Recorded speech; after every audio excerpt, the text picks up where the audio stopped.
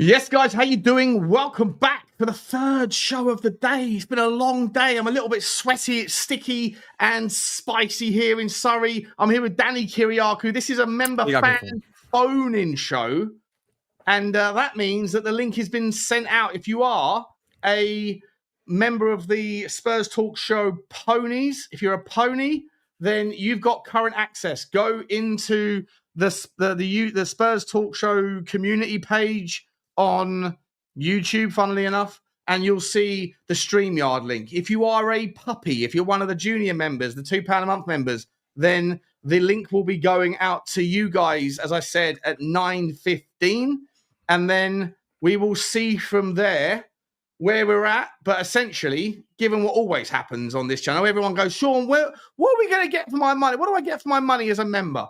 And I say, well, whenever I do a members phone-in show, none of you bastards ever turn up. None of you ever want to come on and challenge or talk or say whatever you want to say. Now I don't you've know got why. the chance. Now you've got your chance. And if none of you turn up, then I'll be putting it out to the full market to everybody that's watching at 9:30. And the general rule of thumb is you've got 10 minutes to talk about whatever you want with us. We'll chew it over with you, whatever you want to talk about.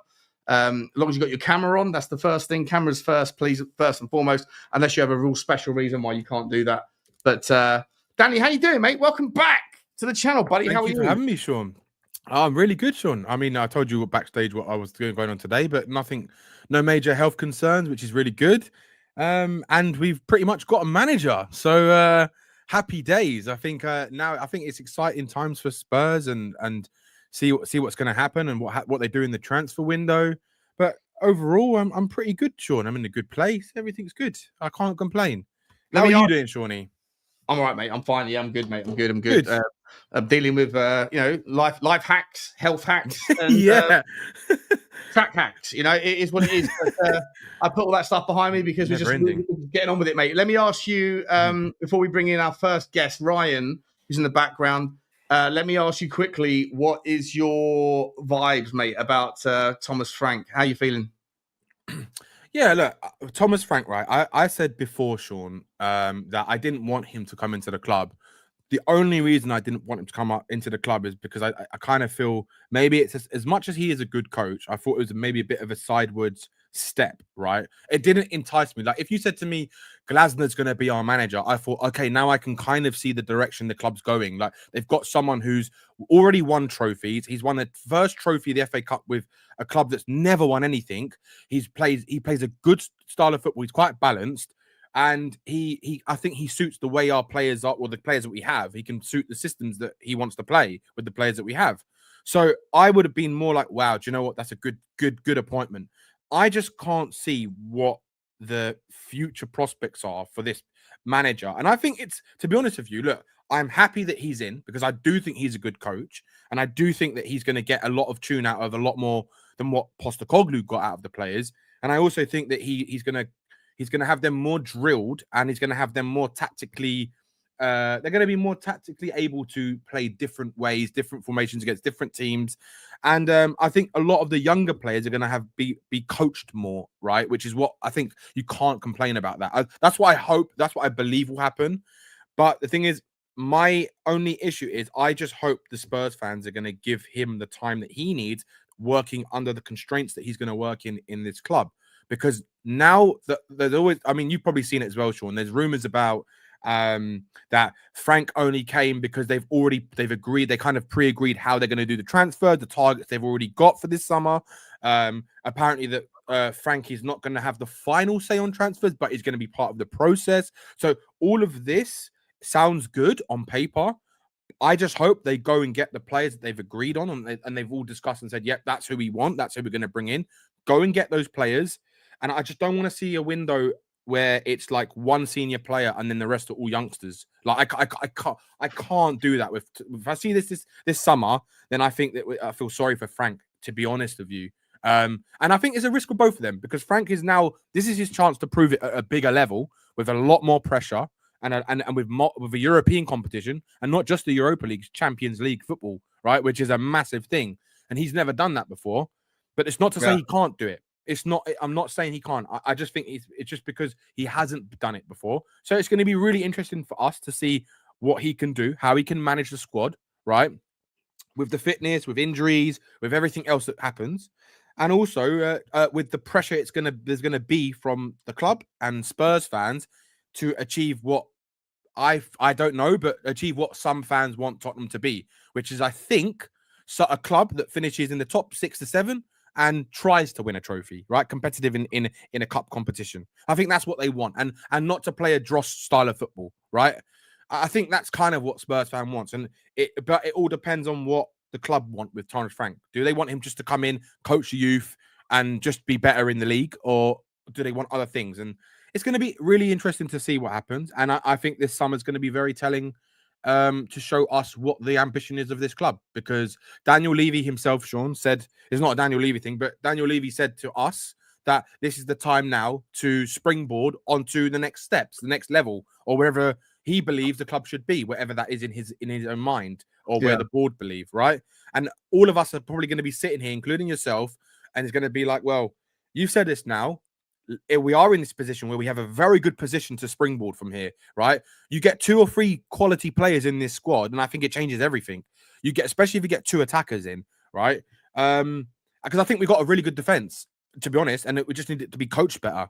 So look, it's a good time to be a Spurs fan, considering like the up and downs that we had last season and the trophy win. But I'm pretty happy by the appointment, and I'm going to get behind him like I get behind all the managers. And I'm looking forward to see what he can do, to be honest. Just quickly, have I missed something? Go for it. There's some story about Morgan Rogers out. Why is everyone talking about Morgan fucking Rogers in the chat? Is anyone? Is it just someone just said it as like, oh, I'd like to see him, or what? Because everyone's talking about Morgan Rogers from Villa. There's no chance we're getting Morgan Rogers. I don't know what the fuck we're talking about here. I haven't seen anything on. I haven't seen anything on Twitter. Why are we talking about Morgan Rogers? Guys, I think maybe that's what people want. Yeah, well, this is what you want and what you get isn't always the same thing. Rarely when it's a Tottenham Hotspur. I'm going to bring Ryan in a second. Just a quick reminder: there's 180 people here. If you are a member, I can already see a few members in there. Then, if you're a Spurs Talk Show pony, then you get first dibs. The link is in the community section of the YouTube page. Ryan's the only person in the background right now. But in about 5 minutes' time, I'll be putting the link out to the Spurs Talk Show puppies. And then at 9:30, it goes out to everybody else. So if you want to come on and say your piece, you're more than welcome. Before I bring Ryan in, we've got Tom Martin. Go on. No, go on. Oh, I'll let you go member for 17 months. Massive loyalty. Love you, Tom. Thanks you, mate. Eden, Sean, Danny in chat. 17 months, bro. Evening. Well, fucking come on and let us know more about you, Tom. I'd love to hear what you would like to say. You look like an 80s pop star in that fucking picture, by the way, bro. Not gonna lie, I like it. I like it. Never gonna live you up. Yeah. I was thinking the same. You know what I mean? I like that, Tom. I like that, buddy.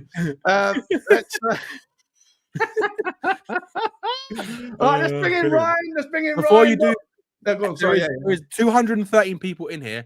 Guys, it is free. Smash that like button. And for anyone who hasn't subscribed, please subscribe, because that is also free and it massively helps out the channel. So please, guys, smash that like, because it's going to be a good show today.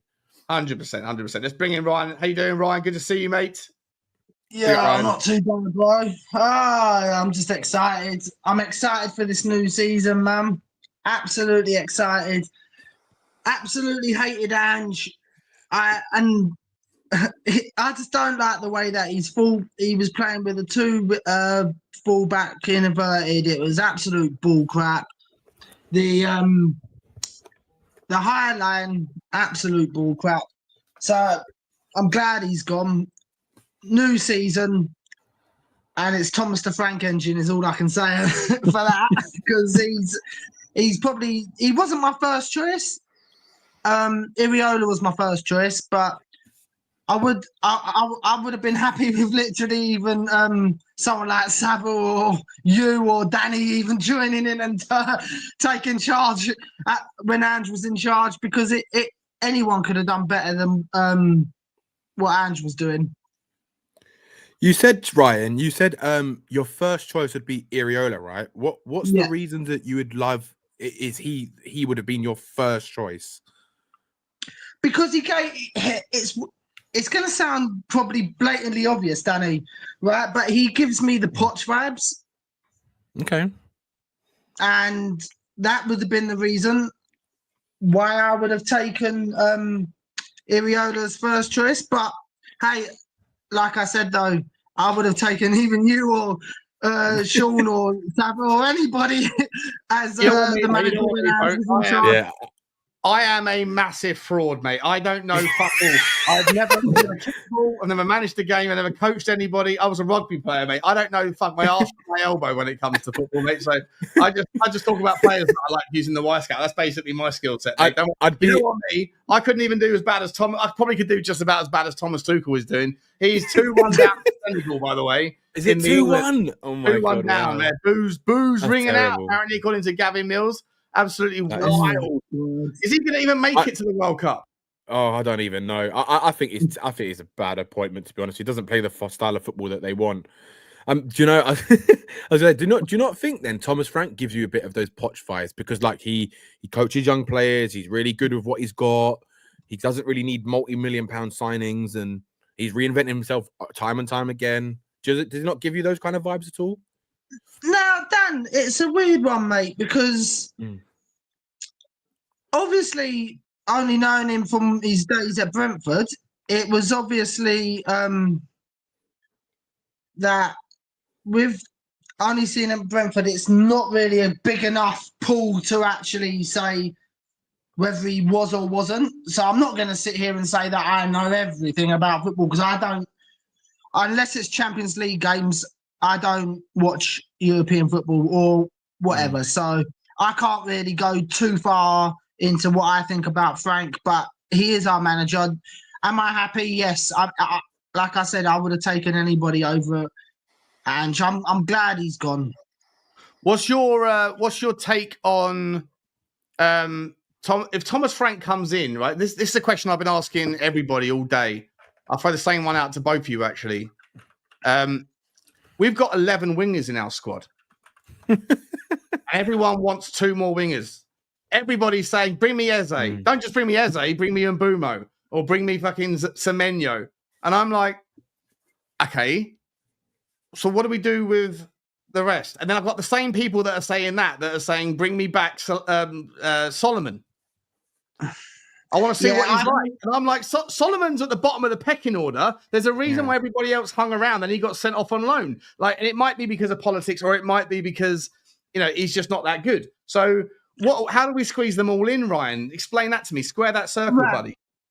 Right. First of all, I heard this when you was on Dave's show, and I heard exactly what you said about this, about we got 10, potentially could be another, I think you said 10, 11. I'm not going to quote you exactly, but you said something like that, and another 2 coming in. Well, first of all, I'd rather get rid of most of these other wingers that we got. Maybe keep a Micky Moore and a Lancashire, if I'm not mistaken. You said Lancashire was a winger? He's a striker. He's a striker, yeah. Oh, who was the other one? I can't see. I can't remember.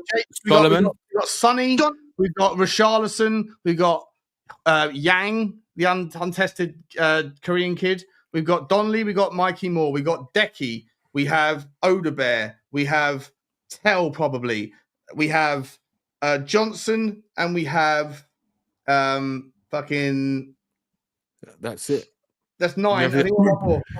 We've got the youngster, the guy who scored in Europa League. His name begins with A, the young kid. Oh, and there's a JA as well. A J, that's it, him. Yeah. We got Brian Hill. We got Brian Hill. We got fucking more. We got more wings than Nando's, right? What are we doing here? What are we doing here? And people are saying, "Bring me 2 more." How do we get? How do we find space? I'll let you go first, Ryan. This is how I see it going. Yeah, right. Get rid of most of the other wingers. Keep Moore. Keep the other one that you said.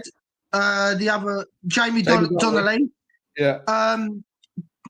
Keep Odebear and the other youngster that you said, Danny. Ajayi.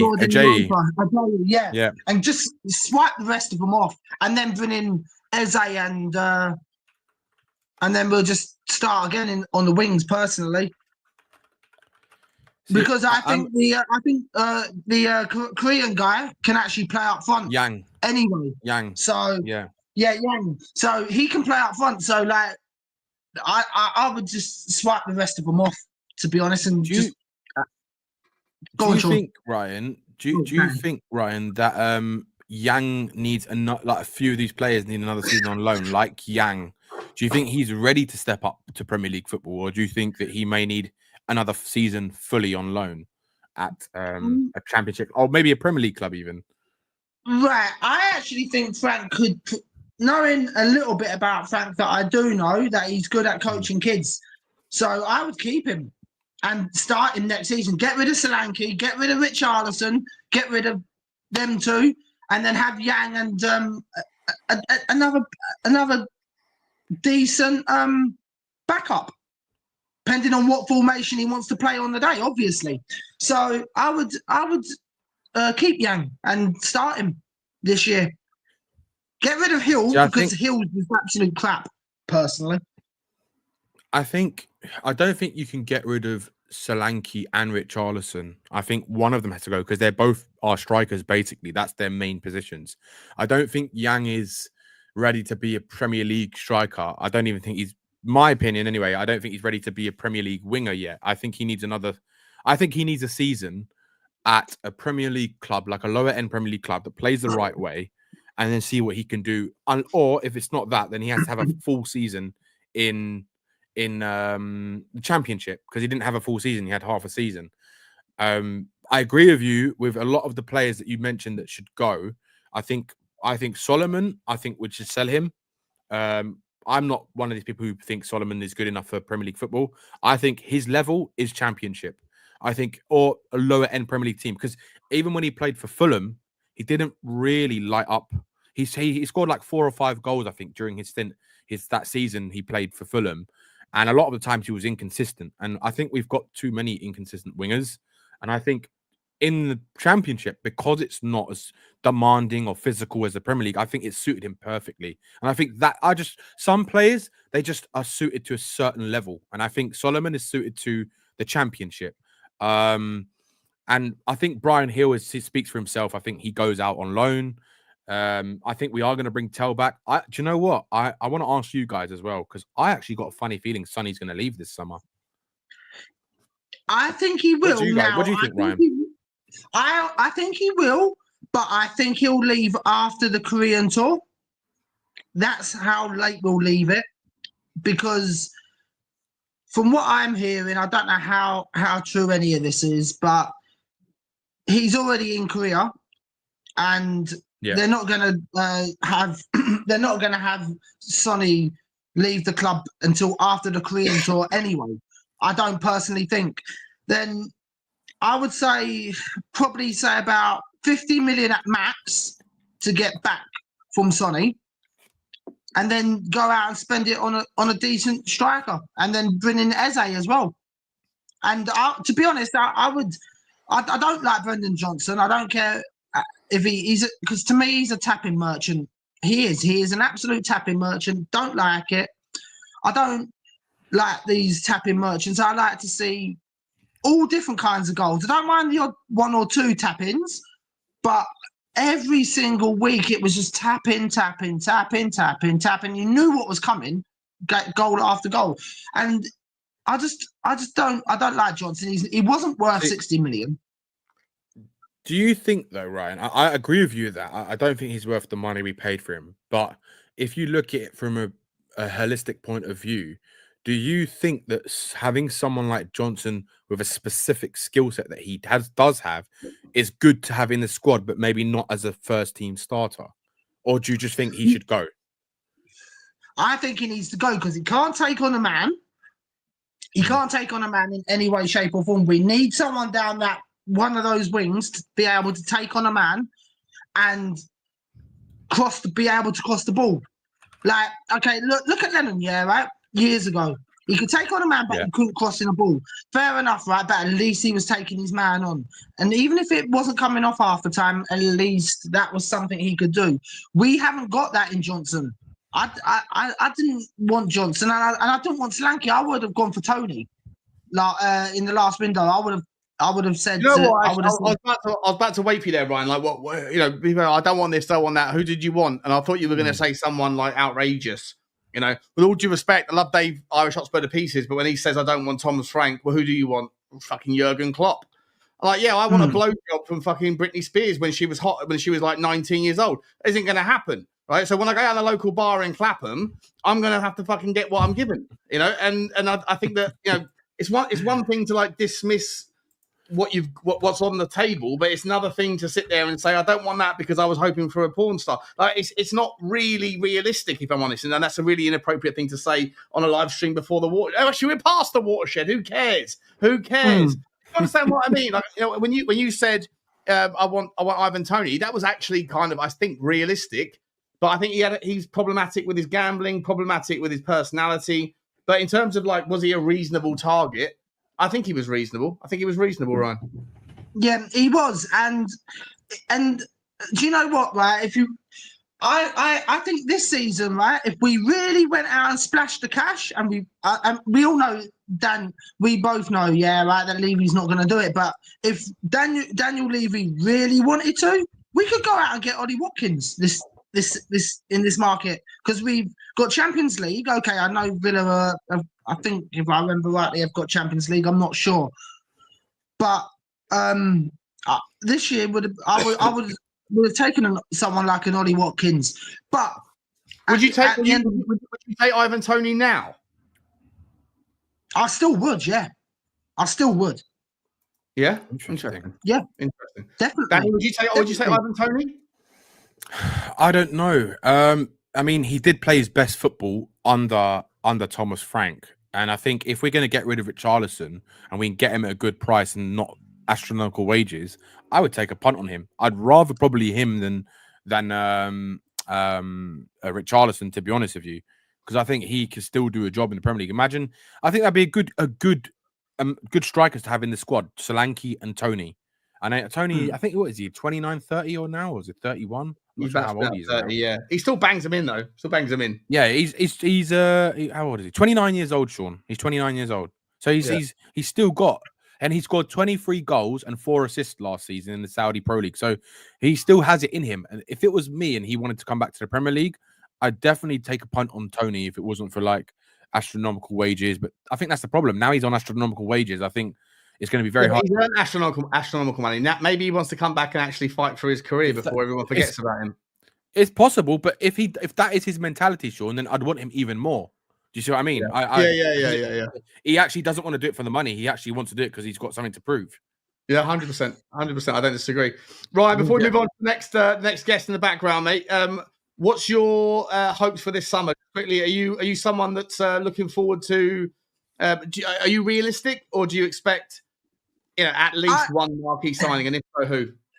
Look, I'm gonna think about it realistically, but at the same time, I would also say get an Eze in. Eze is my number one. Yeah. I don't care what anyone says. If no one wants Eze, then they're crazy, because Eze is top notch. I'm not saying he's generational or anything like that. He's top notch. He's improved that squad 110%. Better off. That's what I'm looking for one marquee signing at least, and then maybe if we can get Toney in, I'd be happy with that. And if Levy really wants to be optimistic, I would even say go out and get Mark Guehi. Mark Guehi, yeah, I think he's already turned us down, mate. He's already turned us down, but I'm not even sure if we need a centre back. Can I just ask Ryan a question as well, Sean? After, yeah, of course, of course. Go for Ryan, one more question on the transfers, right? How many first team players do you think we're going to sign this summer? So in terms of players that go straight into that first 11, is it going to be 1, 2, 3, 4, or what do you think? I want to be realistic and say 1. Yeah, 1. Okay, and that would be Eze. And that will probably happen quite quickly, but I don't think it will happen in this part of the window. It will happen probably nearer the end, just because we all know what Daniel Levy's like, but it will happen quite quickly near the end of the window, I'd say. So in an ideal world then, if it was like not dream world, but a bit more ideal, how many would you like to see come in that's going to go straight into the first team? Well, I'd like to see 2, maybe at a push 3. Yeah, At a push, I agree with but that. 2 being ideally. Yeah, I completely agree with that. But yeah, All right, mate, we're Ryan. gonna push on, mate. We've got 8 people in the background, so I'm gonna shift on to the next one, mate. Appreciate you coming on, Yeah. Ryan. Thanks, buddy. Have a good one. I'll speak to you Yeah. soon, yeah? Have a good one, Yeah, Ryan. Big cheers. up, man. Take it easy, Cheers, mate. Dan. Take it easy, buddy. Take it easy, Ryan. Yeah. Well, we got. Oh, hang on, so I picked up on one. Sorry, Big Will. And I'll come to you next, mate. We got Kulu's right foot, elusive right foot. How you Big doing, up. Kulu's elusive right foot? How are you, buddy? Hold on. I'm all right, thanks, mate. I wasn't expected to be on straight away. Hold on. That's Let me right, get mate. set. I can put you in the back of your queue if you want, or you can figure it out. Hey, it's Peter, isn't it? It is, mate. Yeah. How are you, Nice to Peter? meet you. I'm multitasking. Yeah, I'm good, thanks. Yeah, let me get set. Where you going? I'm just doing some washing No, up. good multitask. How's things, mate? How's things? Long time admirer of your name in the comments. First time I think we've met, so it's nice to see you, man. How's your I was summer on started? before. I was on once before, but there was like about 6 other people, and I thought I got a bit lost in it. So, yeah. It happens, mate. It happens. But this is Yeah, why we're doing it a different way this time, mate. What's your thoughts on Thomas Frank? Yeah, I think it'd be good. I'm happy with it. I think the thing with Ange before is like all a one way, like so high up the pitch and everyone on the halfway line. Just so many gaps. And then Conte and Mourinho being sort of a bit more defensive. I'm hoping that Frank will be a bit more in between, just sort of just normal, for want of a better word, and mix up a little bit. So yeah, I'm happy. It'd be nice to watch a game and not get completely smashed every time. So hold on, my dog's back. Hello. Oh, hello there, that cat. Hello, mate. That's my dog. It's my Hello, dog. mate. Yeah, buddy. Mate, what's your sort of stance on? A lot of people are saying Thomas Frank was a sideways step. Is he is he a sideways step for you, or is he going to bring more sort of solidity, and kind of more more sort of temperance to the team that we probably lacked a little bit under the guidance of Ange Postecoglou? Yeah, definitely. I mean, I think like most people, I think Glasner would have been my first choice. I've seen Palace a couple of times. I went to both the Palace games, which are the only 2 games I went to this season, and both times they were just head and shoulders above us. I mean, one of them was shit, and 2, they look really good and well organised. So, and obviously he's done a very good job there. But yeah, I mean, out of who's left, I mean, I think Iraola would have been more of the same with what Ange was, with playing a really high line, and I think would have been exposed. Similar sort of thing. I mean, he's better at it, but similar sort of thing. And then he's a Fulham guy, Silva. He didn't really excite me much. It's sort of okay, but definitely Frank's the better. Frank's the better one. My dog's about to join in again. How much do you think his success or failure is going to be dependent on the factors that I'm about to list out to you? Like in fact, before I ask you that question, let me ask you about the unknowns, right? I think everyone might be on board him because he's got, more tactical adaptations, a bit more in his wheelhouse. He cares a little bit more about the SWOT analysis of the opposition, setting up for those things. But you know what? That can be a double-edged sword, Pete. It's one of those things where if you spend too much time worrying about the opposition, then you abdicate your own game plan a little bit, and you end up sort of jumping through hoops because you're always worried about what the opposition can do. So, like, as much as I didn't like the fact that Ange didn't give any time at all towards the opposition, there are arguments out there. I'm not sure I subscribe to them, but there are arguments out there that that Thomas Frank spends a little bit too much time adapting to the opposition, and then he doesn't really ever have his own way of playing as a consequence. How do you feel about that? Yeah, I see what you're saying, but I mean, I watched ever since we've been linked. I watched a couple of things on him, and one of the videos I watched is where he was showing like his tactics and formations, and saying how even if you're sort of trying to counteract a different team, you still want to have a threat up front and give them something to think about. So I don't think it'd be completely one way the other way, if that makes sense. Yeah, it does. Yeah. Let me ask you about the question I was going to ask you was, a lot of people were saying, well, it doesn't matter who the manager is if the club doesn't get behind the manager and give him what he needs. Before we ask you what that looks like, do you think that this squad is capable of much more, and if so, how much more than what was on offer what we ended up delivering in the Premier League, under Ange in the second season. Well, I think the main thing we need to do in terms of backing him is make sure he's got all his backroom stuff that he wants. Everything else, hopefully, fall into place a little bit. I'd rather have all his backroom staff and maybe miss out on a target or two than get one or two and then just make him do with whoever we're going to give him. Because it obviously works, his team that he's got. And then, unlike with Ange, where he had to get other people and teach him what to do to his sort of style, they'll hit the ground running. They'll know what's what, and we'll be singing off the same hymn sheet. But yeah, I mean, definitely an Eze wouldn't hurt at all. But any of the three that have been sort of mentioned, and Mbeumo, Eze, or Semenyo, which I like as well. So any of them would change us. Is he is a winger your number one choice? Is it? Because at the moment, all we seem to be linked with is wingers. I asked the last guy, Ryan, same question I've been asking all week. We've got fucking hundreds of the fuckers, and none of them are necessarily good enough. But half the battle is getting these bastards out of the club.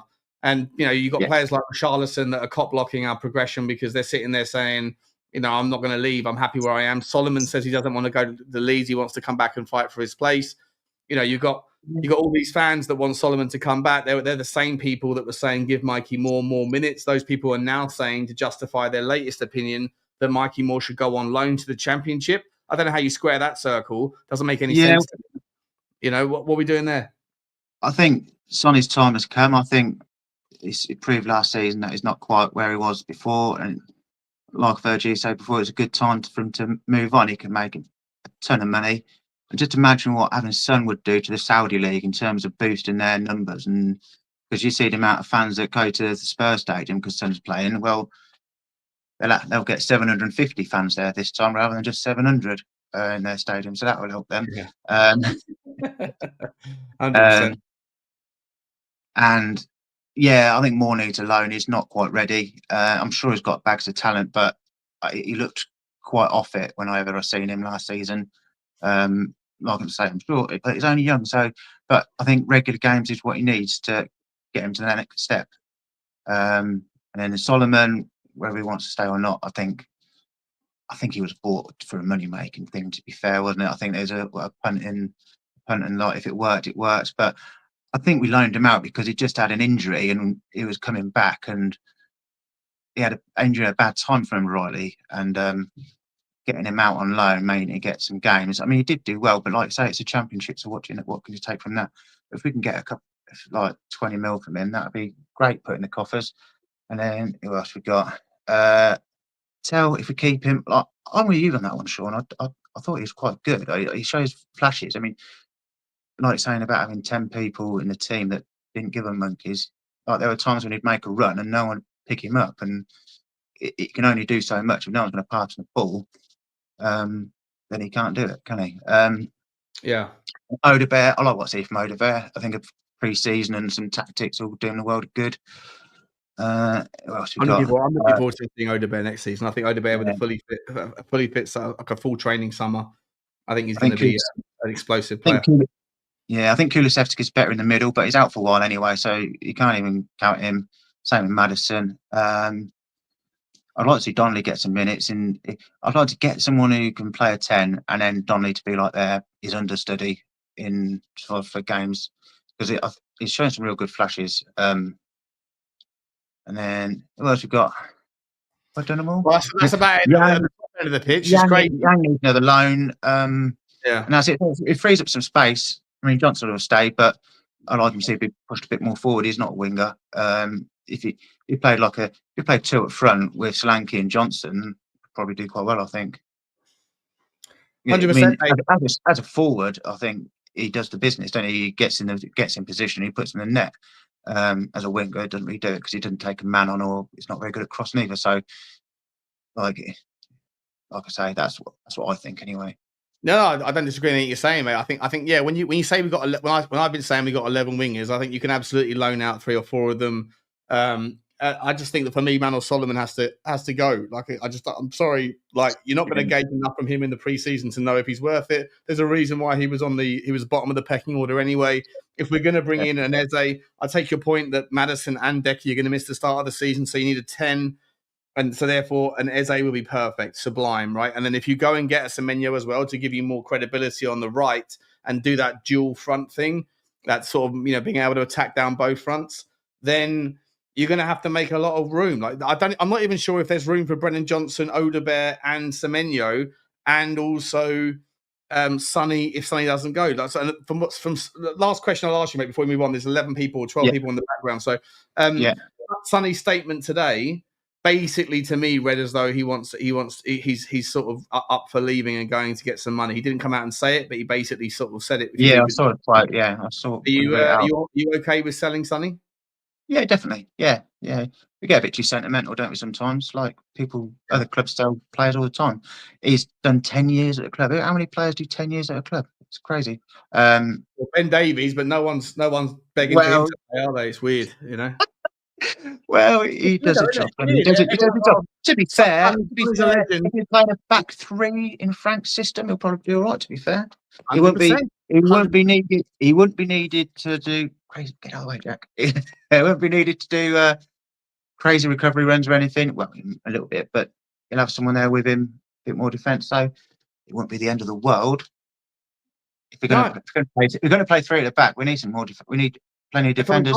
Mate, if you're asking me right now, given the shape of our squad, the numbers and who we're looking for, if you had to say pick one of the 10-year, like the tenured guys to stay, Ben Davies or Sonny, given what we can get for both players, given what we've got to get rid of to make room in the squad, and given, like you say, Thomas Frank's pivot, I'm probably picking Ben Davies to stay over Sonny, and that might sound horrendous, but I actually think that there's more value in Ben Davies next season than there is. Yeah, I'm sure.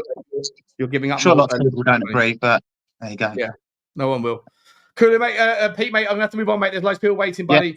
Yeah. Thanks so much for coming on, mate. I really appreciate you. See you soon, boss. Take care. What I'm going to do now, because I don't know where Danny's gone, I'm going to bring in my man Pete to be my co-host. I'm going to drop Danny out for a minute, wherever Danny is. Pete, how you doing, mate? You're playing co-host with me alongside. Danny's gone. Are you okay, buddy? I'm gonna get your takes on this as well. Gonna get your takes on this as well, mate. But we're gonna bring in the next guest, who is Fareem. Where are we? There we are. Fareed. Sorry, Fareed. Here he is. Hello, Fareed. Hey. How you doing? Very nice to meet you. Good. Nice to meet you, Sean. How you doing? I'm good, mate. I'm good. Welcome to the show. Sorry, I jumped the order, mate. You were first. You should have come. Well, second. You should have come in up there, Ryan. It's all right. It's all right. I left for a second. I'm still new to this stuff. No, it's all good, mate. It's all good. Listen, I'll ask both of you the same question at the same time. Sonny, is it? Are you guys happy with Sonny being sunset? Pardon the pun, and to utilise any money that can be available there to go into a new direction, or do you think he should stay at the club? Fareed, I'll start with you. Okay.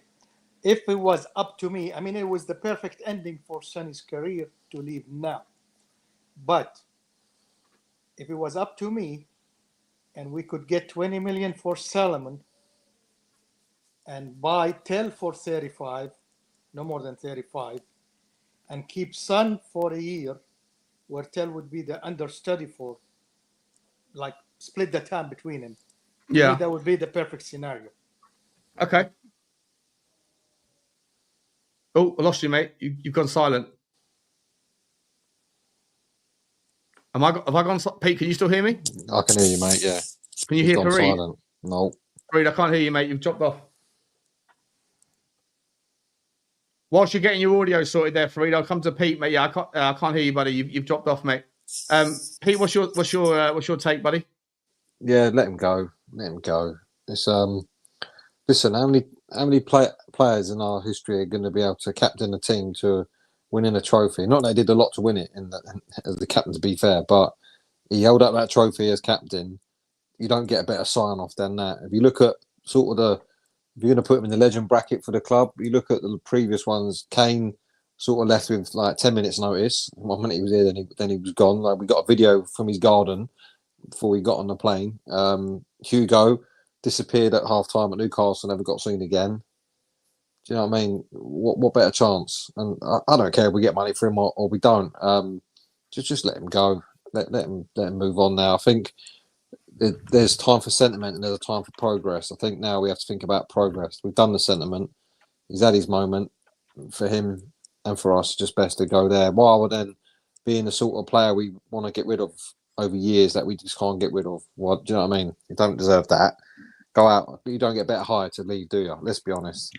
What else is he going to achieve? He's not going to win the league. He's not going to win the Champions League. Let's be honest. Like that's the best he's going to get.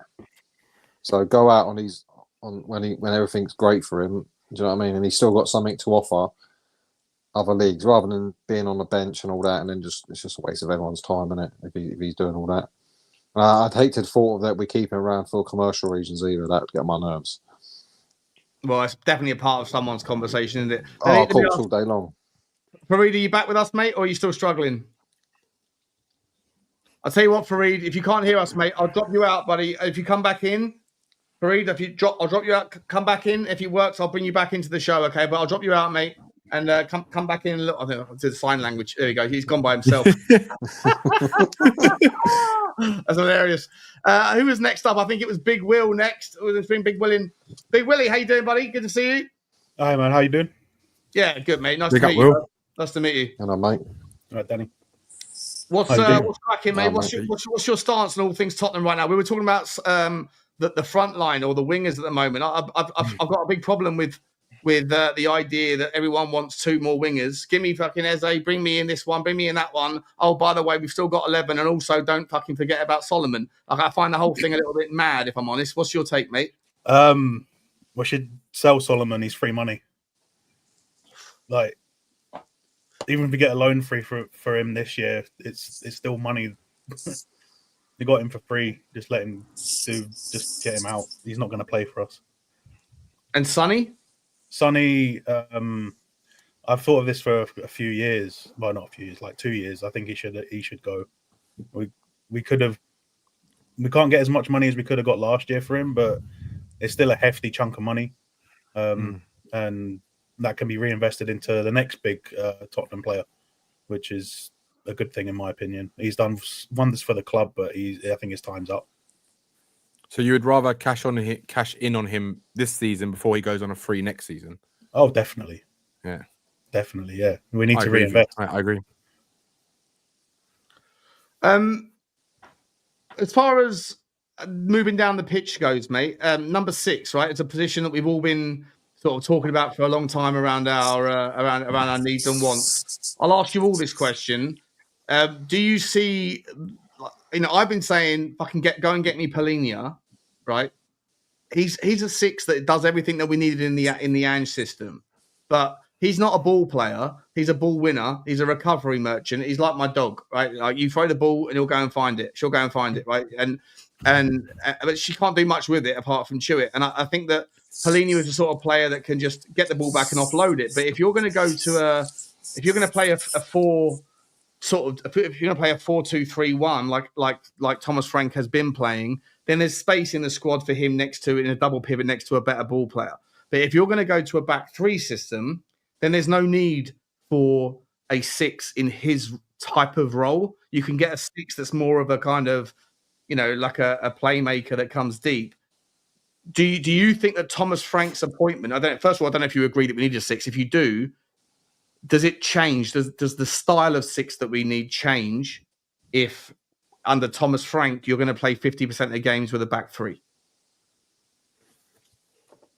I don't know. I think you need, for where we're going in the Champions League.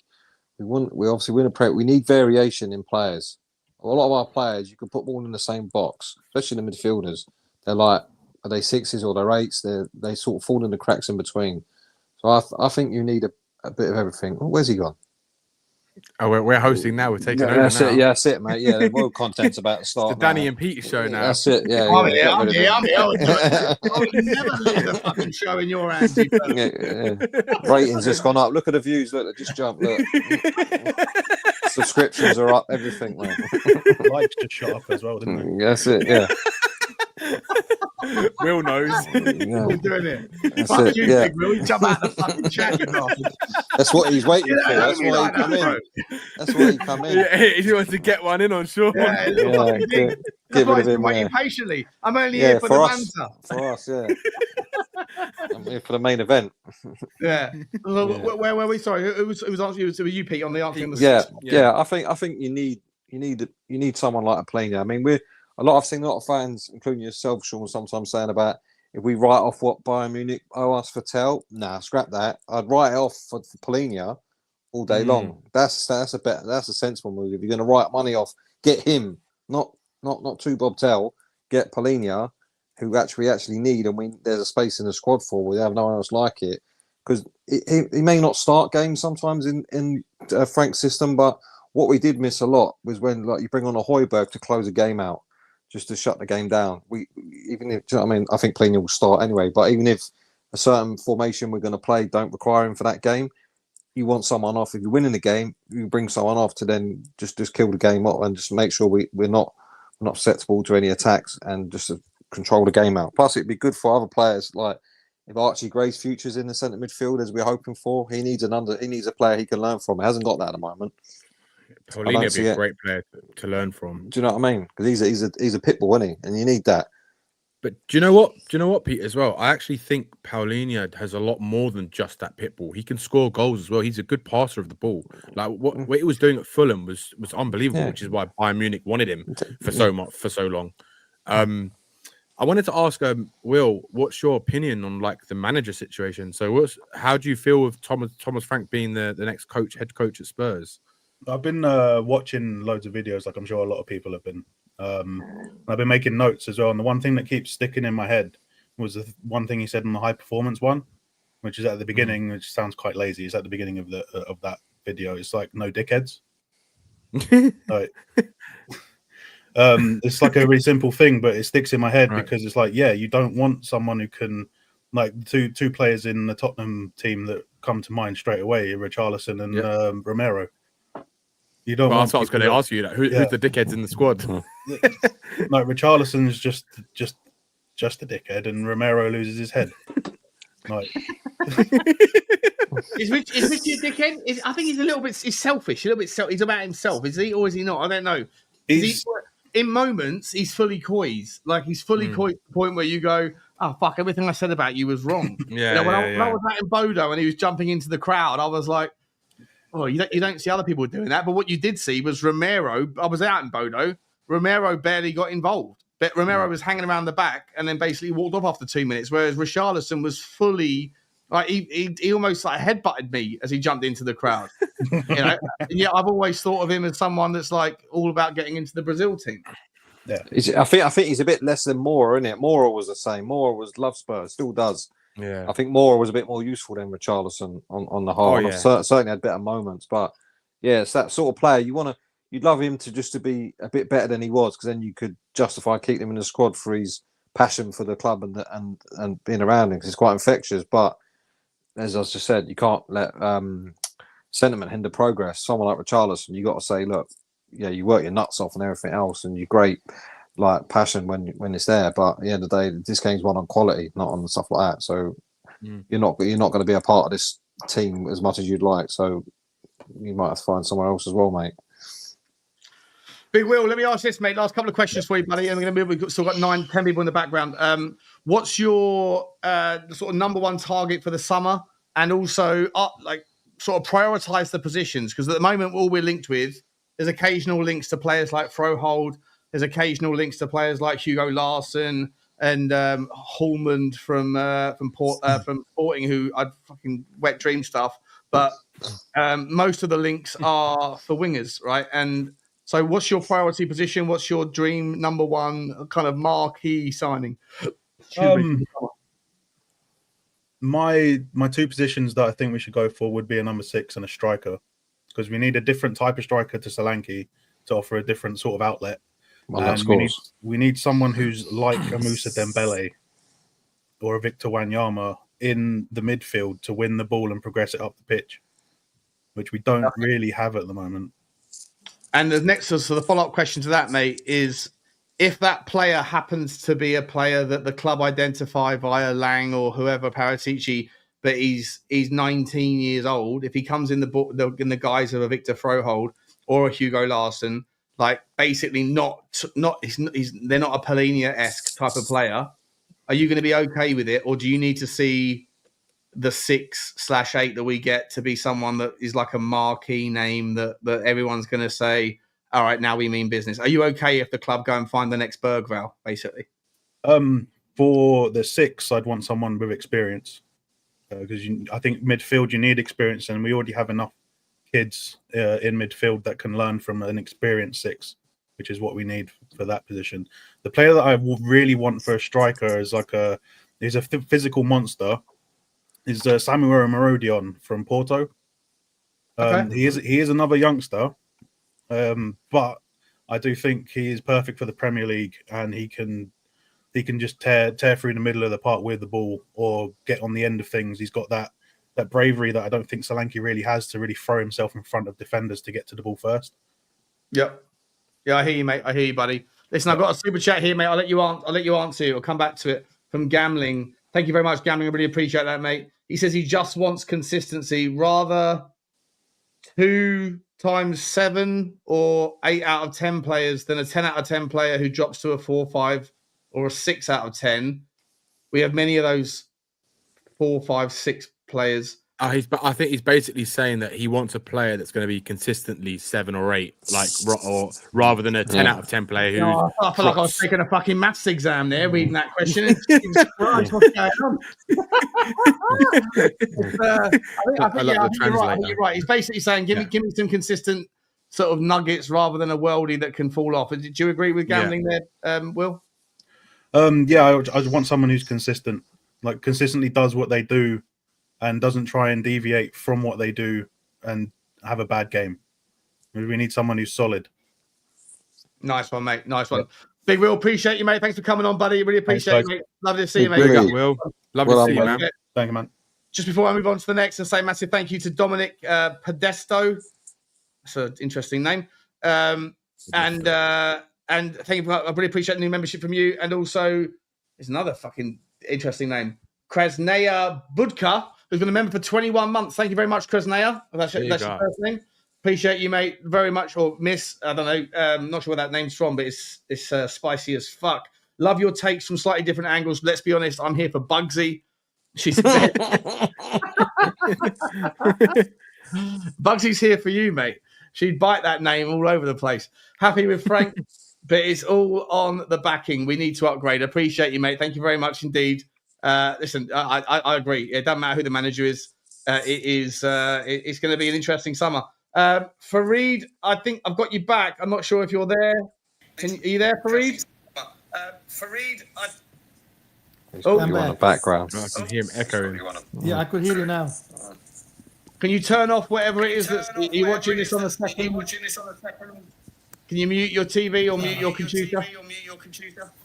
Let me see. Twilight Zone, better? I can hear myself. Yeah. We can still hear you. We can still hear ourselves, mate. Have you got us on two different apps, 2 different windows? No, just my app. Yeah, I'm sorry. It must be a separate tab. I closed it, so I have one tab. Are you on your phone as well, though? Oh, hold on. No. The YouTube is open in the back. Hold on. There we go. Teething problem. I think it's gone now. Okay. Yeah. Yes. Okay. Sorry. Yeah. Not good with technology. That's all right, mate. No worries. Is it better? Mate, where were we before we start? Hang on. Oh, dude. I can't do it. I can't do this with the background now.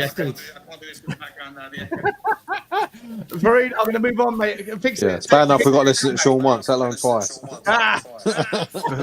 Fareed, close. I'll bring you back in next, okay? Okay, that's even I hate the sound of my own voice, to be entirely honest. Who was up next? So after Fareed, it was Teslim. Teslim's coming in next. Where are you, Teslim? Let's have a look at you. There he is. Is Teslim there? No, he's fucked off. Okay, Teslim, you missed the spot.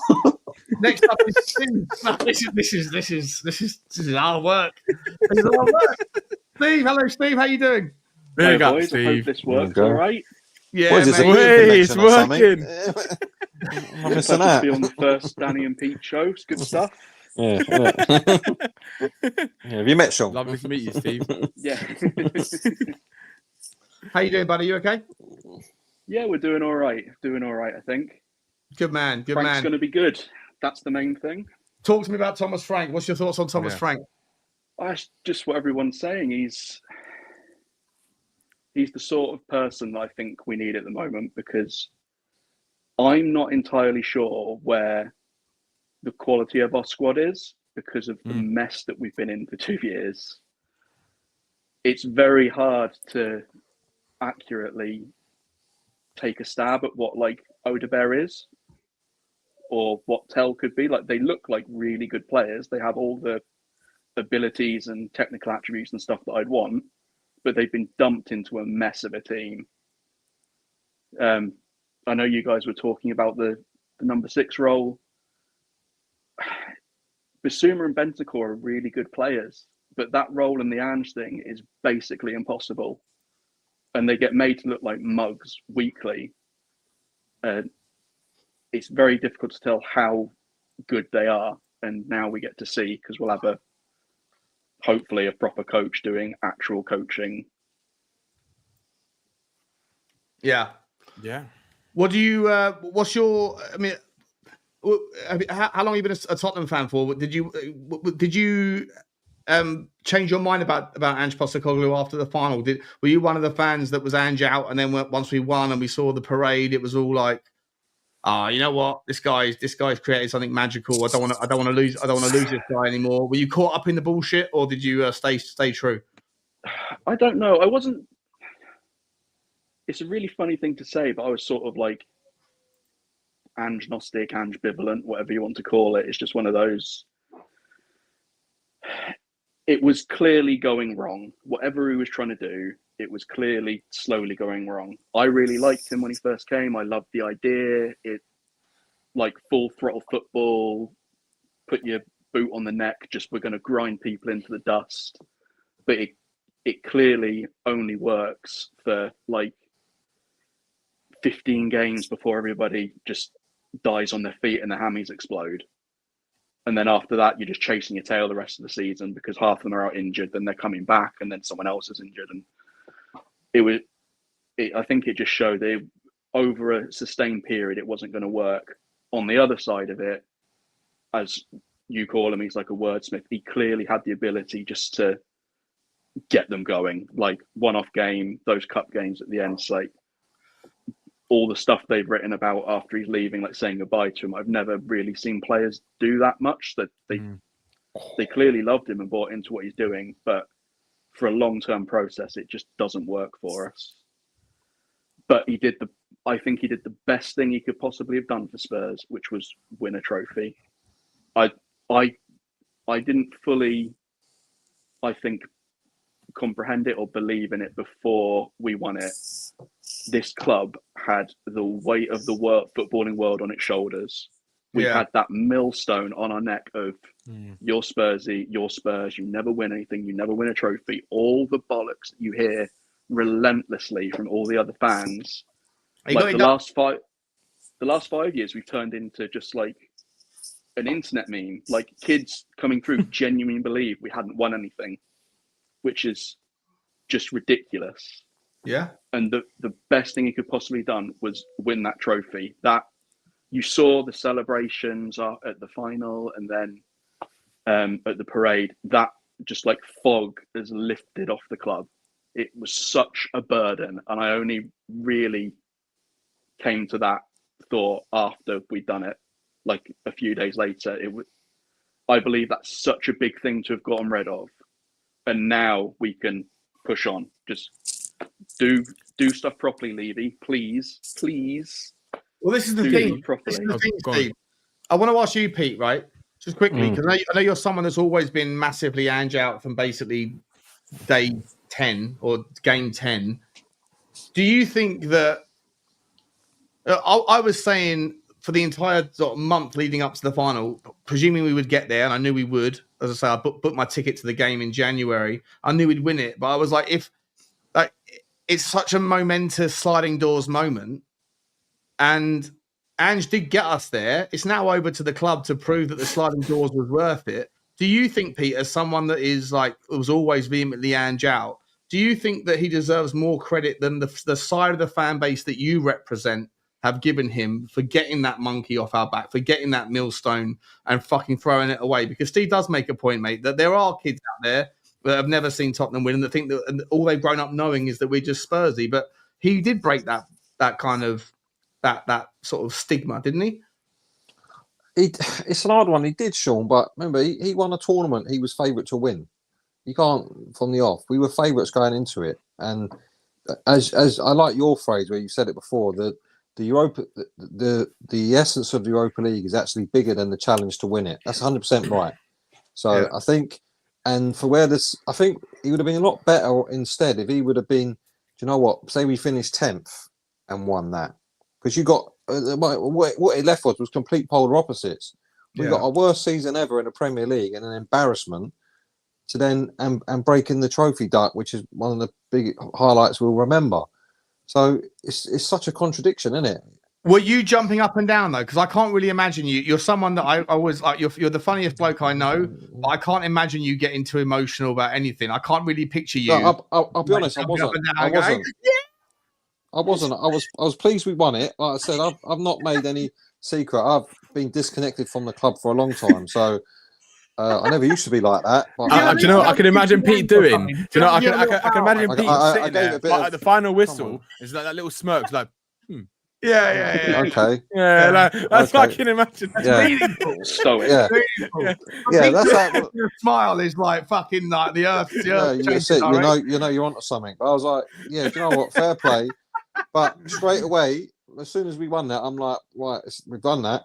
It's what we do next. It's always what we do next, and that's where it's always. That was always my concern. No matter what happened, win or lose, it's what we did next. That was probably just as important because we've been here so many times where we've not won it, and we've just then gone tits up. Then we have won trophies like under Ramos, should have been a move to a next level. That went tits up. Everyone legged it.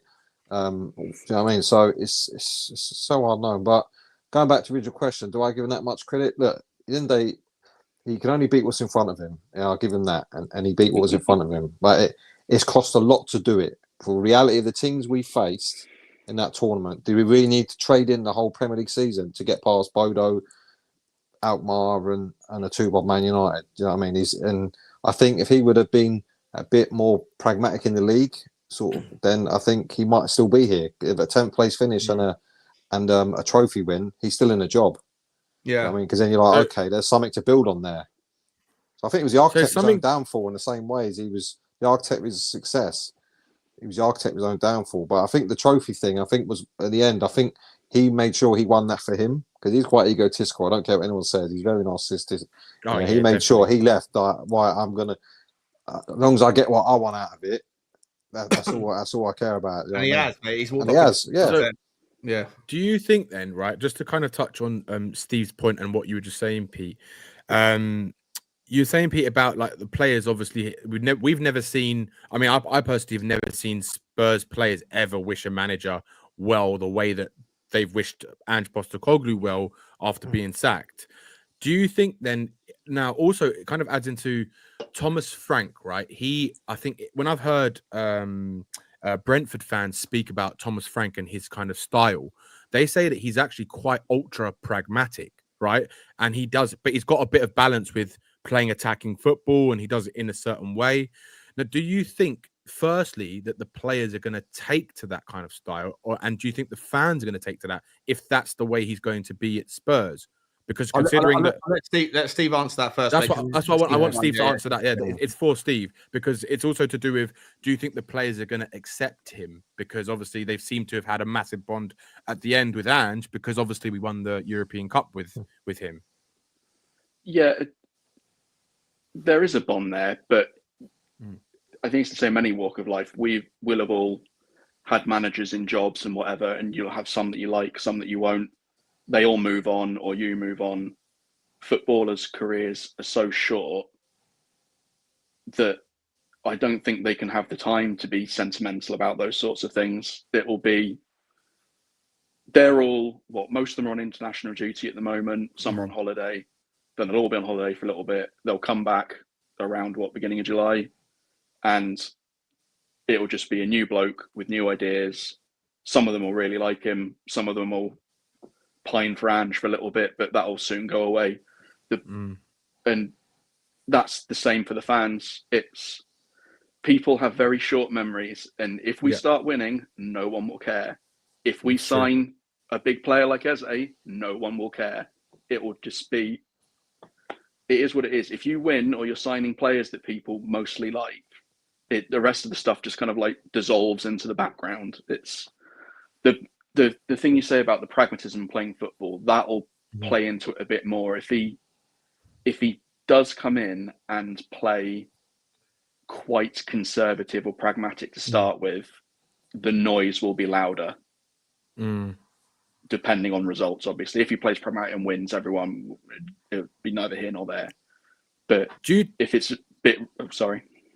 No, go for it. No, I was just to lead on to something that you just mentioned. I'll ask you after, but no, if it's a bit ropey and he's playing pragmatic, all the like Nuno comparisons will start coming out, and that's not a good thing for a Spurs manager.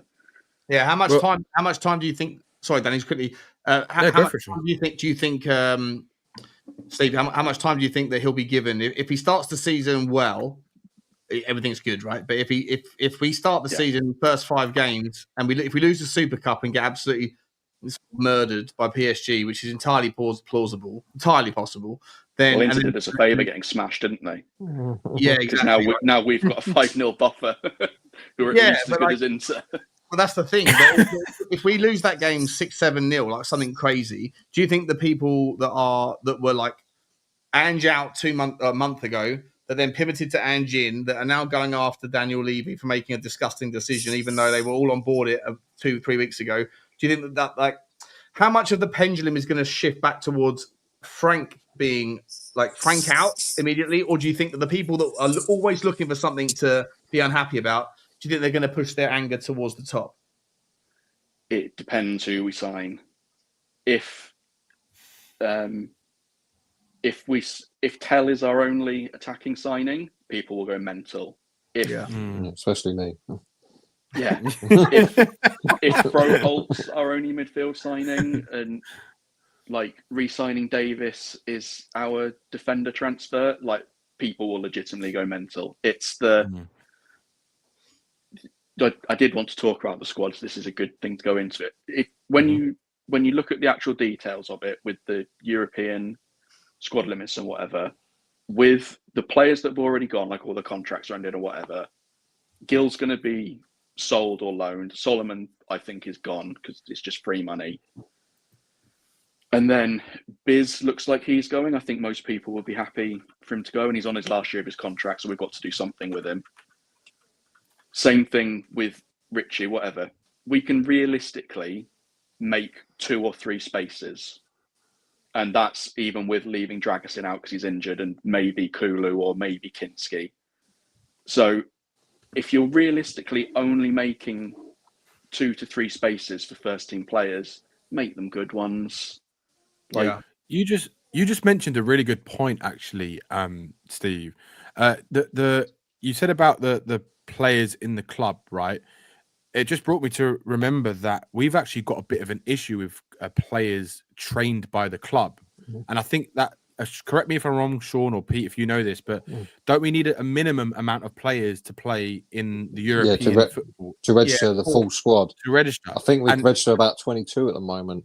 So how many we have to by UEFA is 4. So we've got 1 at the moment in the squad, and that's Brandon Austin. He's the only registered trained player from the club. So that means we need another 3 players. You don't have to have them. No, you don't have to. Right? If you don't, have to. No, but you just can't register the full 25 man squad. Okay. That's why Cole Peters will be arriving. That's a given because it ticks that box. I mean, I think there'll be uproar about that, but I think when you put it into the context, we have to have club trained players. It's just. So is he going to be like our Sergio Regular? Any links that are out there to any fullbacks, forget about it. We've got 3 top draw. You're going to get Kyle Walker-Peters as your 4th, unless Tottenham want to go and re-sign one of the other club home trained, like Harry Winks, Oliver Harry Skip. Winks, Ollie Skip. Who else was there? Oh. Harry Kane. No. Yeah, that'll do. That'll do. Yeah, we'll take that one. Dennis Yeah, Sirkin. Harry Kane will do. Yeah. Yeah, Sirkin, is another one. That's Yeah. done the rounds. This problem sort of solves itself a little bit next year, because if Berghvall and Gray stay this year, they're counted on the A list. Once this season finishes, they go on to the B list. And then after that, they'll become club trained eventually. So it's only because we've had to go through the rebuild of bringing in all these young players, because we've, as someone said, we haven't got club trained players coming through that are of the right age or talent yet. Yeah. And we can't go out and buy any because there aren't any ones of the right talent level. So you have to buy them in at 18, 17 and hope they get through, which is why we've gone through a process of buying top young talents to try and get that conveyor belt going before Moore is ready or Williams Barnett is ready, or it's just it takes a bit of time. There's rumours out that Williams Barnett might end up fucking off, which is crazy because he's a real talent. Steve, last question for you, mate. We've still got 10 people to come through, so I've got to move everyone on. Really appreciate you coming on, buddy. Last question, quick one, is where do we finish in the league next season, and how do we get them in the cups? If we take our normal 100 million net spend and spend that on 2 really good players, so a forward and probably a midfielder. Can we get into the Champions League again by right or not? No, because he's not going to explode the wage bill, is he? So we're going to still be. No. If you take the thing of wages correlates to league position, which it kind of does, we're still going to be 7th or 8th in wage bill, but we undersell that a bit because some of our good players are on low wages. Like Porro wouldn't be on what he's on at another club. Kulu would be on higher, Van der Ven would be on higher, etc. So it does underplay it a bit. So we should be, if you take things as an even, like using that as a metric, we should be in and around the European places. So getting to 55, 60 points as that's like a baseline-y sort of figure. Above that is good. Under that is not so good. And then get to quarterfinals of cups. After that, if you get to the quarterfinal semis, you're going to come up against good teams. If you lose to a good team, so be it. But you can't lose to shit teams and go out early. 100%. Sean, can I ask a question? Yeah, you can to the next man, but I've got to move this. Okay. Just 1 second. Sorry, Pete. Steve, absolute pleasure, mate. Great debut from your man. Guys, it was great. Well done, yeah, mate. brilliant cool. Well done, buddy. Definitely come on again, Steve. It was really good no call, worries, mate. man. Cheers, Steve. Take care, buddy. See you, mate. Bye. Take it easy. We're going to move on to the next one. This is Tom. Hello, Tom. How you doing, buddy? Hello. Yeah, good. You all right, guys? Good to see you, mate. Sorry, I fucked up with the order, mate. I know you were ahead of people, and you all got. This is my first time doing this for a long time. That's all right. Okay. Pete's got a question, unless it was specifically about Steve's, like I don't know. No. Makeup routine or whatever. Then if it can be extended to Tom, then ask it to Tom. Yeah, well, all of us. With all the sort of rumours of what's going on behind the scenes at the club, change of ownership, investment, Levy going, whatever that's going to... Are we not worried that this key summer that we've got now, that's going to drag on and that's going to hinder what we need to do, because no one needs... Who's been making the calls? Where's the money? Is there going to be money? Is there not going to be money? Do you know what I mean? There's no point having investment in for next summer after this or in January, because the ship's sailed really, and when you can really do the right business. So I'm not concerned that this is sort of dragging on. Why this couldn't be done before, and I have no idea. But sort of this key summer, not only are we sorting out a manager, a coaching staff, we then got sort of like Game of Thrones going on behind the scenes in the boardroom. And no one really knows what's going on. And is that going to be a problem? Would it be Spursy for that? I think the problem is if the takeover happens halfway through a season, right? And then the new owners decide Frank's not our man, he's out, and you're starting afresh. So I'd imagine if there was any chance of that happening, Levy doesn't sack Ange. Ange would have stayed about they would have sold they'd have done the takeover, albeit probably a part takeover. So I don't think anything happens this season because I just think it's too big. Why would you sack Ange? I can't see the logic in it. You would run with the risk. Do you think, Tom, it could be that there was, because it's obviously a board decision, right? Do you think it could be that maybe lots of people on the board didn't want him there and maybe a few people did or something like this? So they kind of unanimously eventually agreed that that's the best decision for the club to get rid of him. It could have happened. I suppose the question comes, right? If you think the takeover is likely, are you going to make that decision? I don't think you do. I think you hold your ground and you go, well, we just won the European Cup with Ange. Why would we sack him? Because we know what's coming around the corner. It's a good point. It's a good point. What do you think?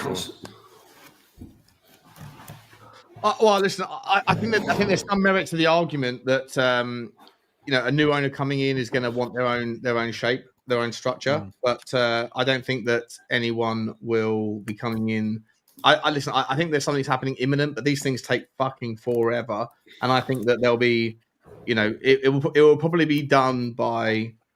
If something's happening, I wouldn't be surprised. How about put it this way? If it just so happened to happen after the end of the window, so like September, something like that. So then we have to wait until January. We have to wait until next summer to see the fruits of that labour. But I don't think there'll be any initial sacking of Frank. We don't even know what the length of the contract is. It's apparently supposed to be 4 years, but I would imagine that. I think it's 3. Is it 3 years? Well, if it's 3 years, no, then I'm guessing. I'm just guessing. Yeah. It's my opinion. I think it's 3 years, 2 or 3 years. Maybe. But also, right? Why would you spend the money? Why would you spend the 10 million to get him out of Brentford and was it 5 million to sack Ange? Like it's 15 million. It just does not add up to me. Unless the only thing I can think of is if there is a potential takeover, unless it's like something that's maybe been discussed. If they know it's going to happen, maybe it could have been discussed with the potential new owners and saying like this is what we're going to do. Are you happy with that? I mean, I'm not saying that's what's happened. I'm just speculating. But is it something like to kind of prepare the new owners to have? I think if there's serious investment, I don't think Thomas Frank's the manager. That's a good possibility. Yeah. Yeah. Do you know if you're going to spend serious money, right? So if you're going to get the Qataris in, etc., they're not taking a punt on Thomas Frank. They're gonna bankroll it to get you someone, and that's probably I think where a lot of the fans have been frustrated, right? Ange is gone, and you're thinking, right, Champions League football, chance to go again, build something really big, and you end up with Thomas Frank. And whilst I think he'll be really good for Tottenham, he's not a superstar manager, is he? He's not someone that you're going, oh my God, Tottenham are doing things. It's like, it might work out, but the reality is we're doing it again in 18 months' time. I think we're doing it again for 18 months' time for the rest of our fucking lives, mate. It's just the way it is. Is there such thing, though, as a superstar manager at the moment? Who would you say? Who would you say is a superstar manager at the moment? Like, You'd have got Inzaghi from Inter. I think he's... Say that's a superstar manager? We've been through most of them already. Yeah. Do you think that Conte was the right dog, but for the wrong race? Like, did we pick him?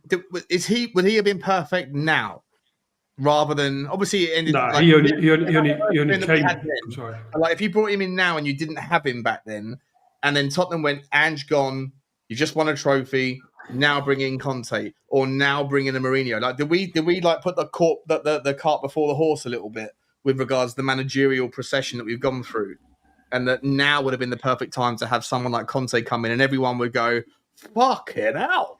Daniel Levy means business. I think the perfect time to get Conte in was when he went to Chelsea. I think if we'd have had Conte instead of Poch that year when they won the league, we win the league. They only both come because they had Son and Kane in their prime. Right, Conte's not coming. Ericsson, Dele Alli, no chance. Neither of them come if Kane and Son aren't in their prime. And the whole thing that does not add up to me with Conte is what did Daniel Levy promise him and then not deliver? Because he must have promised him money, he must have promised him players, and then just reneged on it because he blew it up. Like, There Jed was Spencer's a classic example. That one's just so odd for me because he was only ever going to come if we were guaranteed spending money, and then we never spent it. There's definitely things that went on behind the scenes with Conte and Levy, and that I think disagreements happened at some point before the January window. When did he leave Spurs? He left Spurs. Was it in the February or something like that? Or yeah, but he was done. He needed to sign a contract really. Well, that's what I'm saying. It was before the World Cup, and he didn't. It was all open ended. It was to do with that. That's why they fell out. That's as well. What the things that I know anyway. I know Johnny knows some bits as well, but the things that I knew from that time, there was definitely things that were discrepancies about what they agreed on. So yeah, I definitely think that ruined their relationship. But I mean, Conte. He wanted certain things, obviously, and I don't think the club wanted to give him everything he wanted because that's just not how Tottenham operate, and how, to be honest, how most clubs operate, unless you're Man City or like that, or like a Liverpool. Conte was promised 300 million. He thought it was in one window. Levy said, "No, that's the entire length for the contract. That's what you get that for." Still not bad, mate. He was only there for 18 months. 300 million is not bad, is it? If he'd have got that, he never got nowhere near it. No, well, he should have shut his fucking mouth, shouldn't he? And done what he's fucking told. Cheeky little prick. This a club. No, there's 20 years of the owners, the same thing. Fuck off, Conte. You weren't wrong, though, was it? It's one thing I did say. He was right about that. Yeah. Tom, let me ask you this, mate. Thomas Frank, how confident are you, mate? And where do you, same question I'm asking everybody else, do you think that Tottenham's priorities, apparently Thomas Frank's come in and they've shaken hands on the contract, the budget, the preference of players, all this stuff, but yet all we're seeing in the links is to players like Semenyo and Mbumo and fucking this, that and the other in the wingers, but we've got too many wingers anyway. So do you foresee like a shake-up? Do you see a lot of these players going out on loan or to be sold? Do you think Sonny should be sold? I think Son will go. I do. I just think it's the perfect time. Cash in on him. Something we've been poor at, right? Cash in on players when there's value there. I can't understand the wingers. I know there's a lot of them and lots of people want to sign them, but we need midfielders. I just, I look at the midfield and Bentancur's not good enough for me. You could have him in your squad, but I don't think he's the only one. Berghvall, if he becomes what he should be, but then after that, I think that's where you need quality, real quality. You're scratching. Yeah, I agree, mate. I agree. So on that basis, then, Tom. Sorry, not being horrible, mate, but we've got 9 other people to go through as well. A great debut, but on that basis, who's your midfield? What would you like to see in the midfield shake-up? You want to see Bissouma sold? You're okay selling Sarr? Yeah. Bentancur? What do you think? Well, yeah, and here's the one with Sarr as well, right? Tottenham have clearly gone to a youth model, right? Lots of young players, but you're gonna sell some good players, right? So you look at Chelsea; they sold Salah, and who's the other one? De Bruyne, right? And you can't be scared of doing that. You've got to cash in on them and then go for whoever you want. So whoever they want, they've got to get. I wouldn't be afraid to sell any of them, bar Berghvall, to be fair. And yeah, Polinia, the lad at Atalanta, something like that is what I would go for. Okay. Tom, mate, absolute cracking debut, buddy. Well, mate, talk I'll see you in a couple of weeks. Yeah, next one. Thanks, buddy, for coming on, mate. Cool. Appreciate you. Cheers, guys. See you later. Take it easy, mate. See you later, Tom. For the order, guys, just so you know, it's Eugene next, then Teslim, then I'm loving Big Ange instead. Then we've got Frankly, then Marios, then Dan, then Ben, then Jones, Juanas. I'm not sure how you say that name. Lovely name, though. Then Kenny M, and then Jack. And then so no more people can jump on, please, if possible, guys, because that will take us through to about 3 hours, and that's too late for everyone. So no more. So who's the last one on? Jack's gonna be the last guy.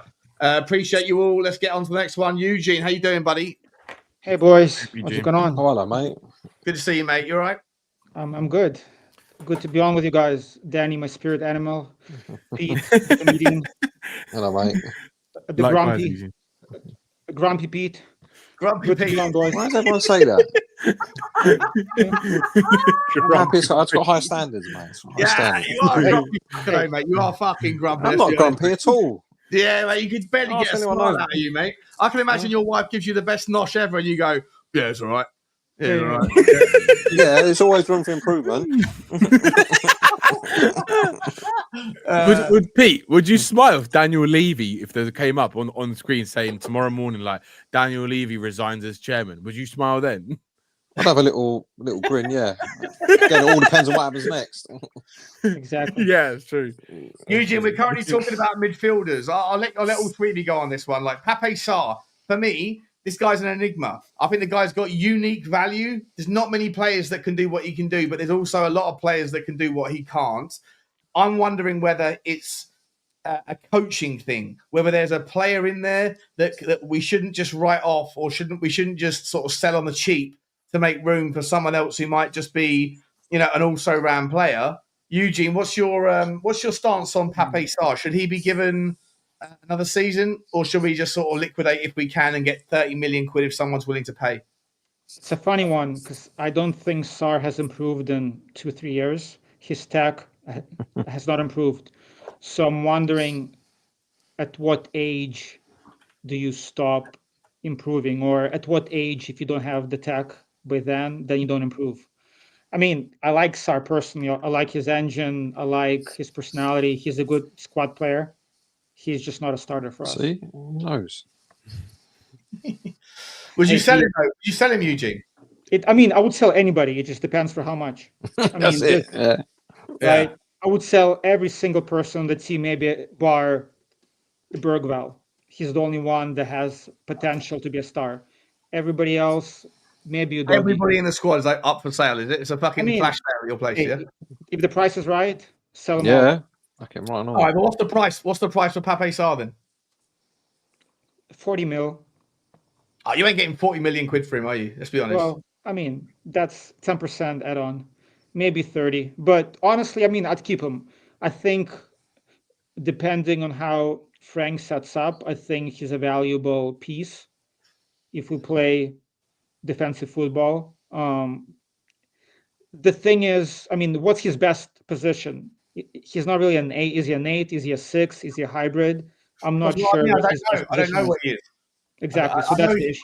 He's fucking frustrating when he wins the ball. It's like I saw this thing earlier with Jurgen Klopp that was doing like Jurgen Klopp and I think it was Joel Matip, and they were saying it was from last year on Sky Sports, and it was they were picking who's the real professional footballer. Pull that to one side. The guy said they asked Jurgen about Joel's first touch. He goes, yeah, his first touch isn't a problem. It's his second touch that's a real worry. Right? And I'm like, it's the same with Pape Sarr. Like, he can win the ball back and intercept and do all that amazing things, but then his delivery, his final pass is absolute dog shit. And I'm just like, can you train that guy to be a bit more composed? Or if his composure is a problem, then let it be someone else's problem. At this point, he's what, 22? Can you teach somebody to pass at 22? Should you need to teach someone to pass at 22, for fuck's sake? Well, so that's what I'm saying. Like, you can't do it at 22. Either you have it or you don't with the passing ability and technique. I just don't think he has it. So I'm not sure. All right. How about Bissouma then? I want him gone. I want Bissouma gone. I want Maddison gone, but Maddison is going to stay. But I'm not a fan of Maddison. Bissouma, like if you can combine Sarr and Bissouma, if you can give Bissouma Sarr's mentality, would have a player. Bissouma, he's just a brain dead player. He has all the skills in the world, but he just makes dumb mistakes. There is no way he can be the 6 that we need. So, and I don't like Bissouma at all. I don't like Maddison. Out of our midfield, Berghvall is the only starter going forward. So you'd sell them all. Okay. You sell Bentancur as well, would you? Bentancur is good. I like Bentancur, but is he a starter for a top 4 team? I'm not sure. No, not for me. Before the injuries, he was, but after the last couple of injuries, he's just not showing me as much as he did in the past. I think he judges players a lot in the big games. Yep. In the Premier League games. In Bentancur, you forget he's playing in a big game because the game just passing by. Do you know what this is like? With Berghvall, when I watch him, he makes mistakes, but when I watch him, I'm like, this guy has it. I'm not sure what it is. Yeah, there's something about him. But he has it. Yeah, Bentancur doesn't, Sarr doesn't, Bissouma doesn't. I like Berghvall when he came in. He seemed to have a healthy disrespect for the opposition, like in a good way. You know what I mean, no matter who it was, he didn't care. So I'm going to take you. Do you know what it is? Kevin De Bruyne or your some Mickey Mouse 2 Bob Geezer at the bottom of the league. I'm taking you on no matter what. Do you know what it is, happens. Pete? Well, with Berghvall, what I love about him is his fearlessness. He is just because he has so much confidence in his ability. And if you actually watch some of the clips when Berghvall was a young kid, right?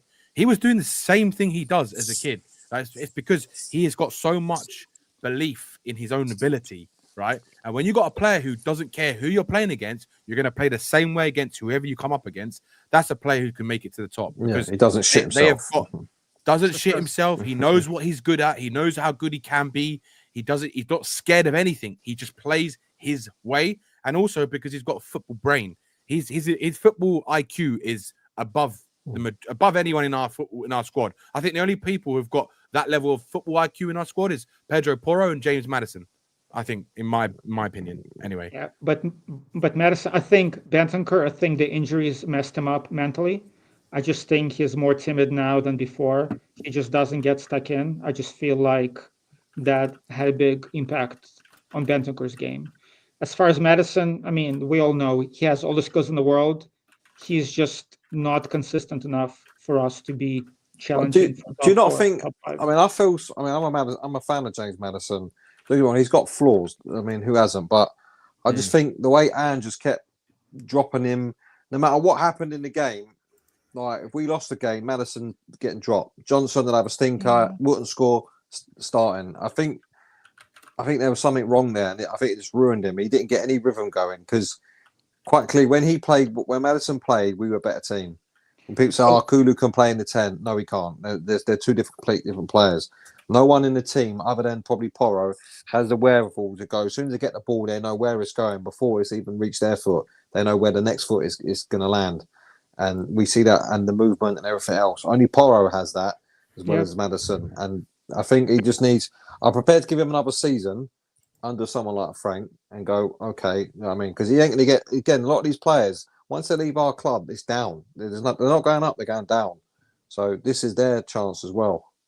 Yeah, but just my issue with Maddison is if it's an open game, like against City or Villa, he does great. But if we need to, to solve a low block, that's when a player like Maddison needs to step up. Since he's but I mean, again, last year, you heard Paul Scholes saying like, I couldn't play in this system if I was Maddison because every time I look, the players I need stand there looking standing next to me rather than making runs. Like everything was all like congested in the middle. We were far too narrow. And Udogie coming in, Son coming in, everyone coming in there in his space. I think we need to give him the benefit of the doubt in the right sort of in the right system because he's got the vision.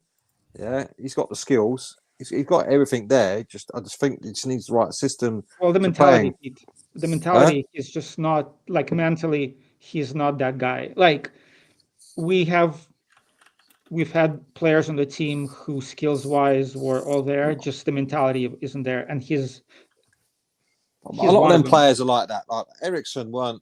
He was always a bit very timid and stuff like that. But more consistent. With Ericsson, he was consistent. But look at the team he was in. Look at the team he was in.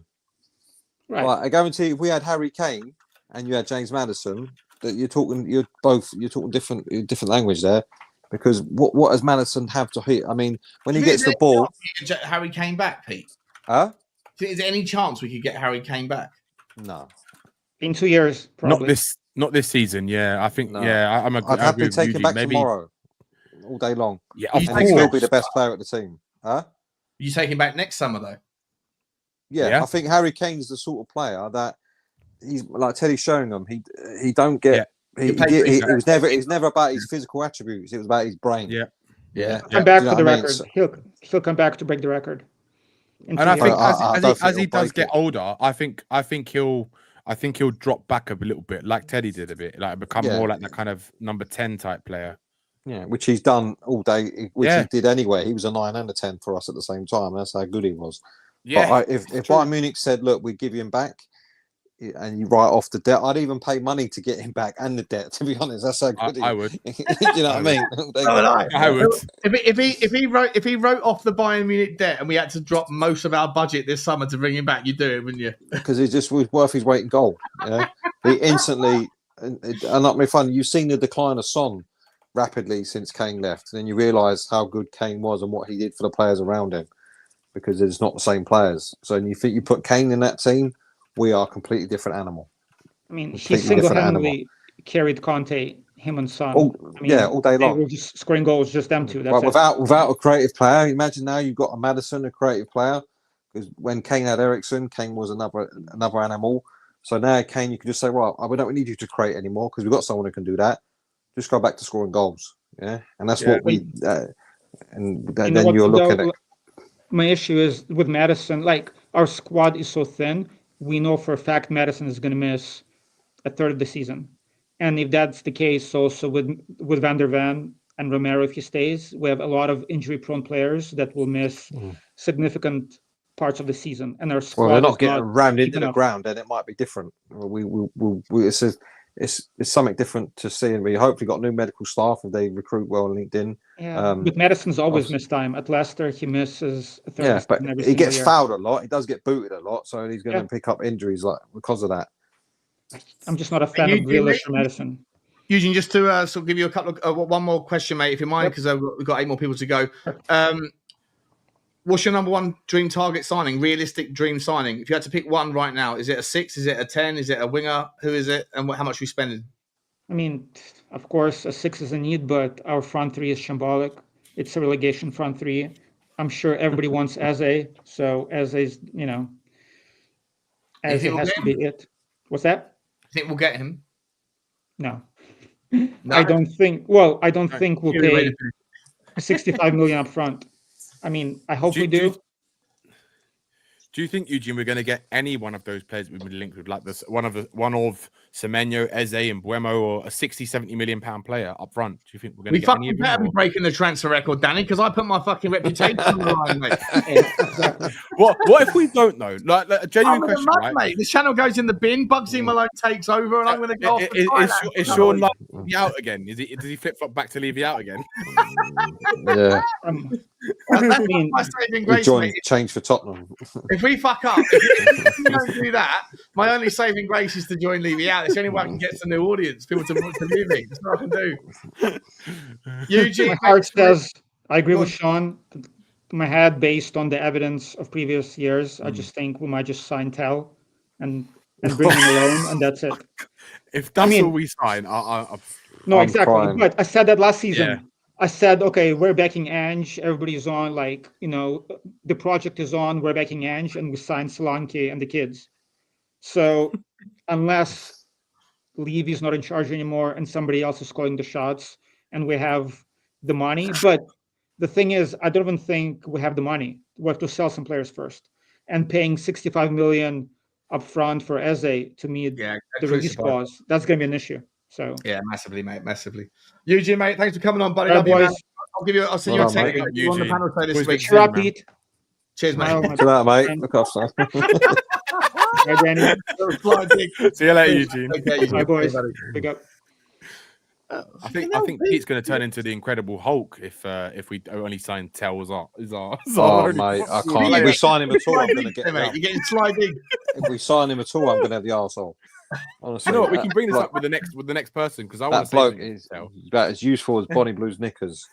We've got some members here. We've got I think I've done this already. Big Will Plays as a membership. Thank you very much for your membership, mate. Love you, buddy.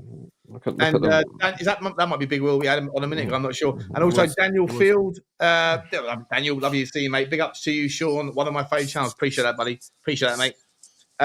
Let's bring in Tez Lim. How you doing, buddy? Nice to see you again. How are you? And thank you. How are you doing? Good, buddy. Good, mate. You last time you came on, you wanted to you wanted to shape a debate. So I'm guessing you've come on with a debate you'd like to ask us, or do you want me to ask you some questions? Well, I would like to say some things because I feel like a lot of people, and it's only fair because they assume that YouTubers do their research before they say certain things. but I think that a lot of people need to go and research certain things on their own before you come to a conclusion. Like, don't just take things that people tell you, because I feel like a lot of people have been trying to downplay Thomas Frank, and I didn't want to listen to what anybody was saying about the manager. I wanted to do my research on the manager and come to my own conclusion. And then I listen to what other people are saying, and then with my knowledge, I compare instead of just taking in what somebody's telling me. Because I'm a media student and I understand that there's bias and there are certain factors that shape people's opinions. So go out there and go with knowledge. And then if you go in with knowledge, you can see if what somebody's saying is making sense or not. Now, sorry, I'm going on a bit of a tangent, but I feel like he's a good fit. And I think that's the word, the right word for it, a good fit. And a lot of people are downplaying that. Now, I want to start with something like as simple as his record against the big six. A lot of the time, we've seen us lose several games to the likes of Chelsea in recent years, Arsenal. Since Ange came, we could say City. I understand that there was the 4-0, but majority of the time, Liverpool, we've seen us lose games like that. We don't necessarily know how to play against teams that are superior to us based on players and basically go to games where we're not favorites and win. And this is a manager that knows how to do that. Aside from that, a lot of people don't know what he does. So there's this thing that he does where his team take high value XG shots, which is shots around the box. And I think that if you look at how we played under Ange, you see players like Son, and that's what I was saying. That's what when people say Son is finished, I sort of feel like I'm not sure about it because they were trying to tell him to do things that he could no longer do physically. He could no longer come for the touchline and dribble into the box. That is very difficult. Like there are only very few players in the world that can do that. For you to go out there from wide and then come all the way to the box is a very difficult skill. So players like Son, players like Brennan Johnson that know how to finish are going to be inside the box and are going to be taking shots from inside the box. Son, he knows how to finish. He's going to be taking shots from inside the box. Solanke is a box striker. He's going to be inside the box. So I feel like even though I don't think that attackers are the best things to slice bread, I do think that, like I said, this is a manager who is a good fit. Like even little things like set pieces, you see Brentford taking things like throw-ins and all these things very seriously. He tries to find advantages in any little thing. So I feel like a lot of people are just trying to downplay how good a job this guy has done and how good a manager he is. And I would like to encourage people to go and do their own research instead of taking what other people are saying about it. Like, don't just come here and say, oh, he finished 9th and he finished 16th with Brentford. Have you seen the players that they use? Have you seen how much they signed those players for? Like, don't just... Yeah. No, I hear you. I hear you. Yeah, everyone should form their own opinion. They shouldn't. Their opinion should not be someone else's opinion. But that's life, man. Like some people don't have the time that you have. Some people don't have the interest. Some people don't have the capacity to be able to, form their own opinions or to go and research and things. So like that's just the way it is. But so what you're saying is you personally feel like Thomas Frank's going to be a good manager for us, yeah? A good fit. Yeah. A good fit. My fear. That's the thing. There's a caveat. What outcomes though, Teslim? Do you think he's going to be a guy that can lead us to a cup or to get us back into the top four? What's a good fit mean for you? That's the thing. So the first thing I have to say is, right now the fan base is split.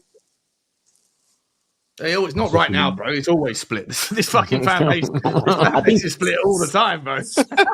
I think for once we did come together. That was during the Europa League run. Like everybody was united just for that brief period. And then now with the whole Ange thing, it has gone like this again. So I think that he would need to get the fans on side and more importantly, the players on side. And if he can do those two things and get everybody to buy in, I genuinely think that this man could do very good things. And I also think that he has to have his coaching staff with him because he's going into an entirely different environment. He's going into a bigger job and a lot of things are fractured. The relationship between the club and the fans is fractured. The relationship between some of the players, some of those players, after seeing their performances last season, I don't want to see them wearing a Tottenham shirt. So even some of the relationship between the players and the fans is fractured, a lot of fractured relationships. And I think he needs as much I would use the word support as it can get for him to have at least a chance of success, like a realistic chance of success. Now, like if you look at, I don't know if you guys remember, but there was, or if you guys know this, sorry, but I think Conte was interviewed at Napoli and he said something along the lines of about the Tottenham job. I'm not a magician. Like he's not a magician. He can only do so much with the players that are available. And I think that Yeah, he liked to talk out both sides of his mouth though, because he also said he was going to win us a title challenge in year 2. Didn't mention that again. Conte, no, Conte. Conte. You're talking about Oh, Conte. Conte. Sorry, I thought he was like Ange. I thought Ange said he's No, I'm not talking about Conte. Conte. Okay, yeah. Sorry. So, like, I feel like obviously we've seen 3 years of history, and everybody would hope that it changes. I'm not exactly excited for the window because I've seen, like, I think you should take people's patterns of behavior for what it is. Don't be hoping. You've seen what this person does over the years and just take it for what it is and accept them for what they are. So I'm not exactly excited for the window, but I think that this is a manager who has shown countlessly that he can get the best out of players and he can find ways to work with it. So, like, I think that if he can get... Do you think that, like...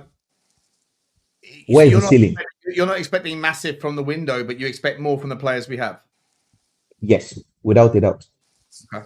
Without a doubt. And I think a lot of people feel like we're not going to be that good. Like I've seen a lot of people saying, oh, this is a mid-table manager and this and that. But honestly speaking, all I'm going to say is that I remember thinking that Aston Villa was bad until Emery came. Aston Villa were in a relegation battle until Emery came in. And he made Gerrard look like an absolute, I don't even know the word.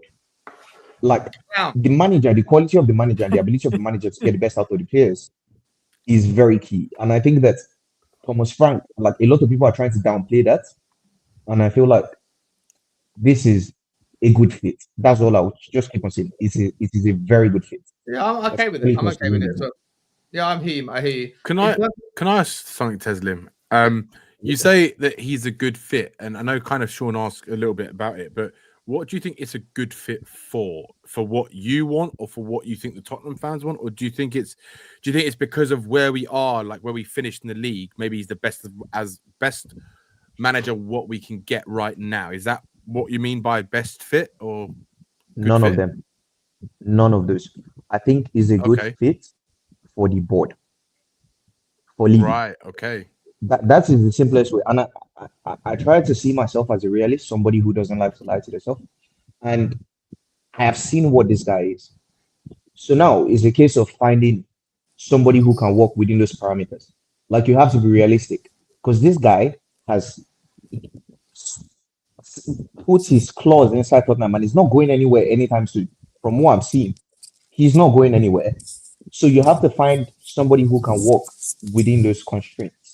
And Conte wasn't going to do that because this is a guy that has won leagues. He's not going to come here and be sitting with all this rubbish.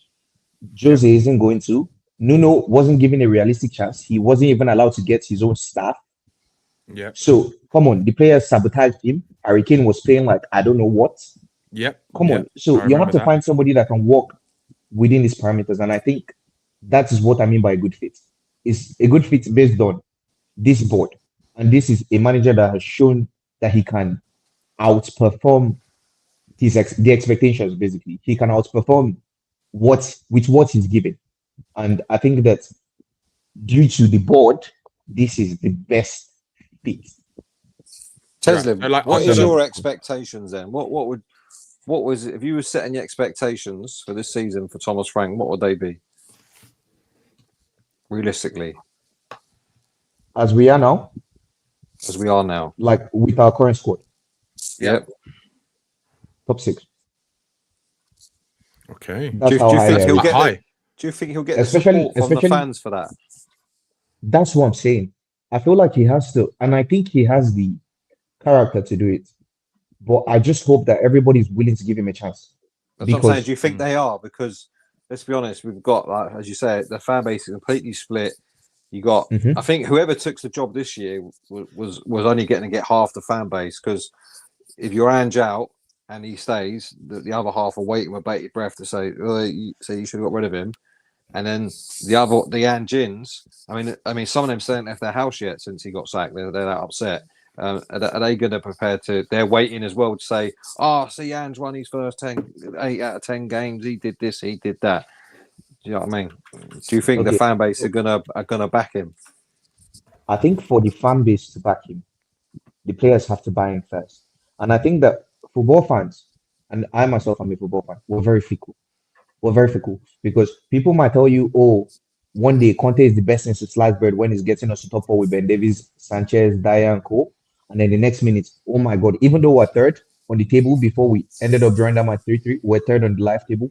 People will tell you, oh, Conte is the worst thing to ever happen to Tottenham score. So I think that if the players buy in and results come in, the fans will buy in. And that's why I think it's very important for him to get the players on side. And hearing that players like Son, who is our best finisher by a mile, wants to leave, especially considering this whole high value XG thing, and knowing Tottenham Hotspur, the players that they're going to sign, I don't know, man. Well, listen, mate. I personally think that when people say Sonny's the best finisher in our squad, maybe he is. If you reflect on the previous version of him, but the version that we have currently, I think this is the perfect time to sunset. But listen, Tesla, mate, we still got 9 people to get through, mate, and we'll be going for 2 hours, buddy. So listen, mate, I appreciate you coming on, buddy. Come on next time, okay? Great call, Tesla. Appreciate you, Tesla. Well done, mate. Take care, boss. Big up, man. Also, just one thing as well, Sean. I just want to make sure everyone, come on, guys. We need to come get these likes up. Let's just smash that like. It doesn't cost anything, and it really helps the channel and helps the channel grow. And it's really good for Sean's channel. So please, guys, just smash it. Good boy, Danny. Good boy. Good boy. Good boy. You didn't tell me how to do that. I'm doing it for myself. Smash the like. I'll tell you what. Smash the like if you want Sean to get off the stream and me and Pete run this thing. I'm happy to go for fucking shit. If I can do the shit. Let's bring in the next one. It's been waiting a long time. I'm loving Big Angie said, mate, can you put your camera on, buddy? Is there any chance you put your camera on? I don't even know if you're still there. No. Is it right? Can't put your camera on. Talk though. No, my it's right, mate. As long as you're all right. Yeah, I like to see people's faces when they talk normally. But how you doing, mate? You okay? Yeah, I just wanted to talk about Big Ange, obviously, and Thomas Frank. Okay, what do you want to say, mate? We've massively downgraded, and that's a fact. And I'm tired of the gassing up of Thomas Frank when we had Big Ange in our hands, and we sacked him. And the fact is, we've sacked him because of the league campaign when he admitted he gave up the league in January. So how can you judge him on the league campaign when he admitted it? He admitted that he gave up on the league. Surely that goes out the window. And you can only judge him on his doesn't mean that it's okay to admit it, right? Is that acceptable then? Is it? Well, in his first season, he technically got Champions League. If the England coefficient fucked it up with the historically bad season, and no one brings that up. Everyone just brings up the 17th place where we threw all the games, and now we've sacked him for Thomas Frank. Yeah, but if he qualified for the Champions League, he wouldn't have won it. So the only reason there was even a conversation was because he won the tournament that was incredibly easy to win relative to the gravitas that's associated with it. Well, I don't think the Europa League was easy to win because I do think there were good teams in it, but not Tottenham and Man United being in the final, the 16th and 17th team tell you about the calibre of the competition.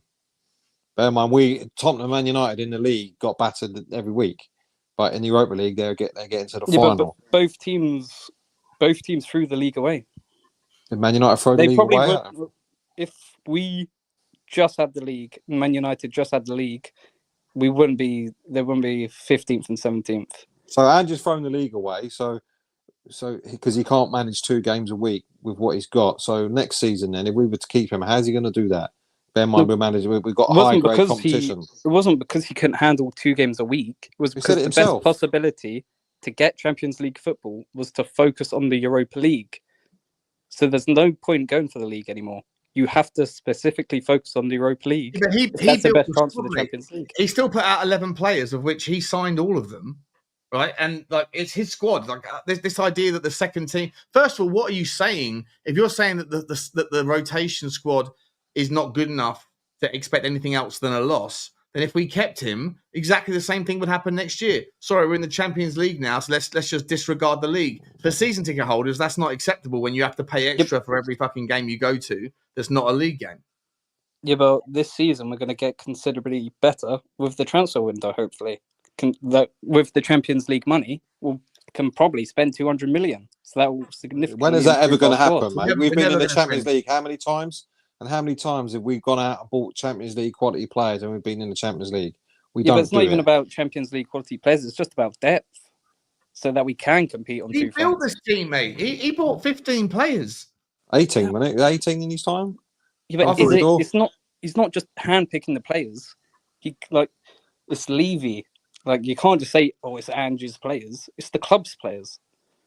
Yeah, but Anne signs off on them. I mean, you can't just abscond Andrew any responsibility for what come through the Yeah, door either. some, but I don't think any managers for sole responsibility to be judged on the transfers. And move on to Thomas Frank. Thomas Frank. The problem I have with Thomas Frank is, how do we know what we're going to play like? Plays 3 at the back, 4 at the back. We don't know if we're going to dominate possession. We don't know if we're going to sit back. So how are we going to recruit players?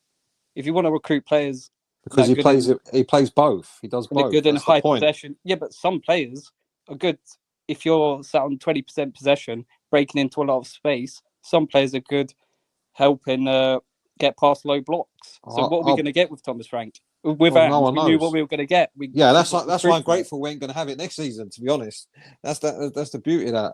I mean, what we're going to do in the league next season? For it. We can't recruit for Thomas Frank. We don't know what he's going to do.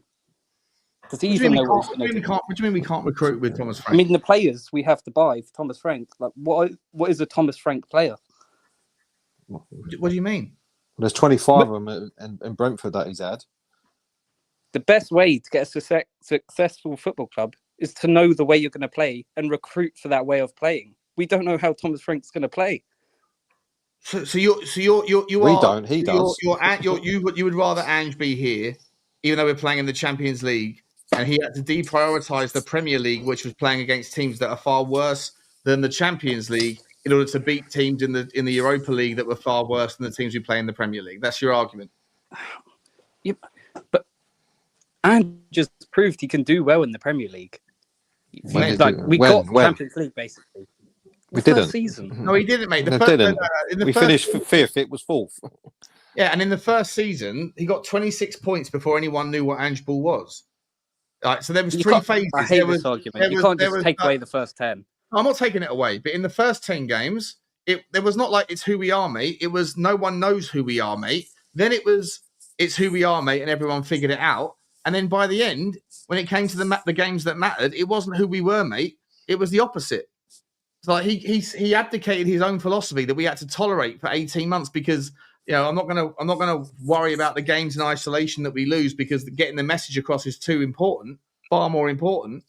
He played one way. He didn't give a flying fuck about who he was playing against, whether they were better down the width or played through the middle or played with a back 5 or a back 4 or played 2 men up top or 3 men up top. He was like, nah, fuck all that bollocks. I can't be bothered. I'm too lazy to even consider that shit. I'm just going to sit there and play my own football. And you know what? He got completely found out in the league. I'll ask him a question. Obviously, I don't know his name. Is your basis for wanting Ange to stay because he won the trophy? No, it's also because if you could have given me a better managerial candidate than Frank, then maybe I would have been more open. But everything shows that why is Big Frank Ange is way better less than of a Frank. candidate than Thomas Frank? When if you're recruiting them, say we didn't have Ange and we're recruiting Ange and Frank now out of the 2 of them. Ange was at Celtic, Frank was at Brentford. Frank would be universally the probably more popular choice because he's got Premier League experience. No, I'm So going for what's Ange the every single basis day. of saying that Ange is better? Well, first of all, he's won stuff. Second of all, he's managed a club with big expectations. Frank, all he's asked to do is survive this season. That's all you got. That's What's not he going to his do with bigger expectations? Well, we're going to find out. We don't know. We know what Yeah, Ange you're has- right. we you're know right. what Ange has done with big expectations at Celtic. So we know. Oh, he come can on, do it. mate! Can't you Celtic big expectations? I mean, It is. If they don't, I have a day. if they don't finish first, he's sacked. And when That's do they a don't fact. finish first? When do they don't finish first? They've already finished first next year, and the season's not even started yet. Come on, mate. Yeah, but they It's can true. still not finish first. Like Huh? you can play just horrifically bad football. What, but what, everyone are loves- they going to lose 3 games against Hibernian and Dunfermline and fucking? Yeah, 4-5. Yeah. Come on now. But my Come on now, problem mate. Be with Frank realistic. is, does anyone know how he's going to set up next season? Let me ask this: are you Frank out because you're really just gutted about Ange leaving, or do you No, actually have a problem with Thomas Frank? I'm franked out, not Frank out. It's come with the word. But more importantly, it's not about what we know how he's going to play. As long as he knows how he's going to play, then we'll Yeah, but he find doesn't. out. It's not That's for the us to whole know point. now. How do you know? You spoke to him? He adapts to every opponent. I don't like that. I like Ange. We know how we're going to play. Yeah, but We so does the recruit opponents. that That's so style. does the opponents. That's the thing. The opponents know how you're going to play, Malone's fucking setting up for a back 3 down the fucking down the park, and they're mate. ready for it. I mean, you saw people go on Monday Night Football and say, "This is how Tottenham are going to play, and this is how I beat them." Did it, and then did it again.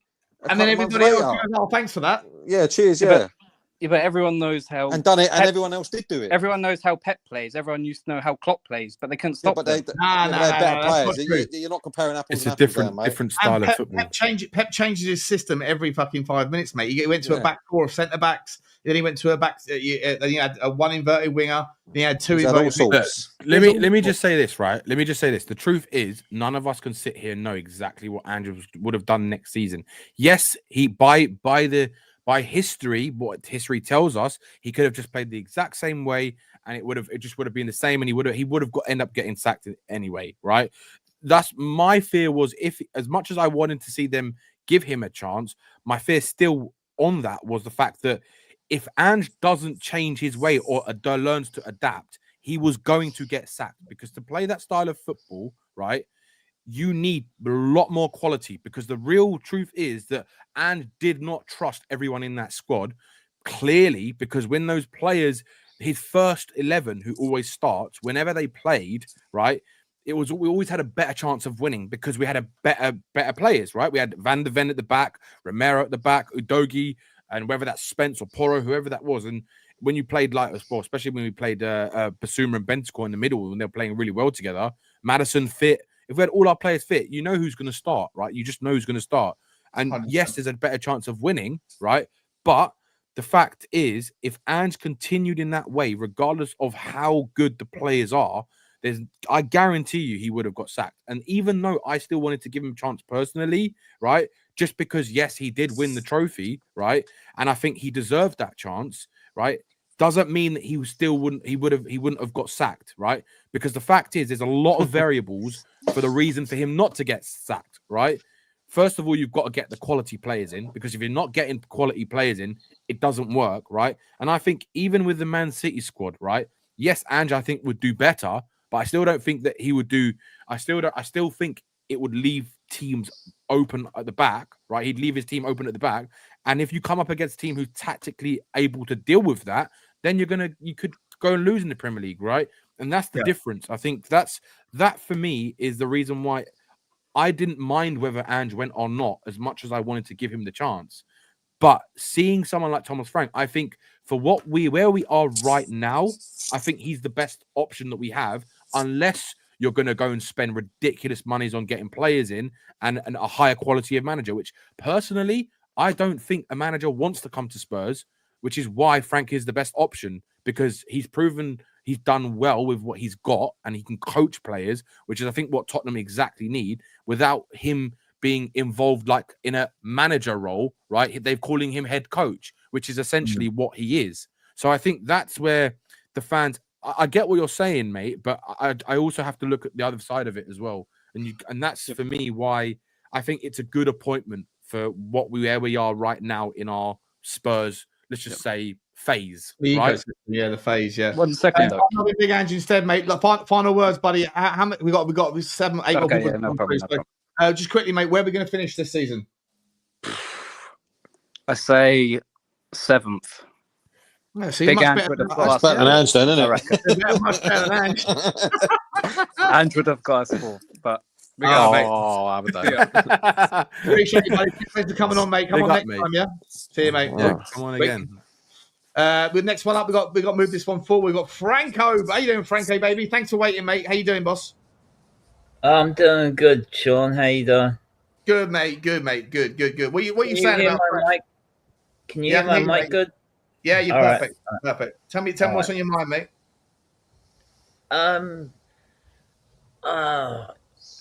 I think that we're gonna. I think Sonny's definitely gonna be going.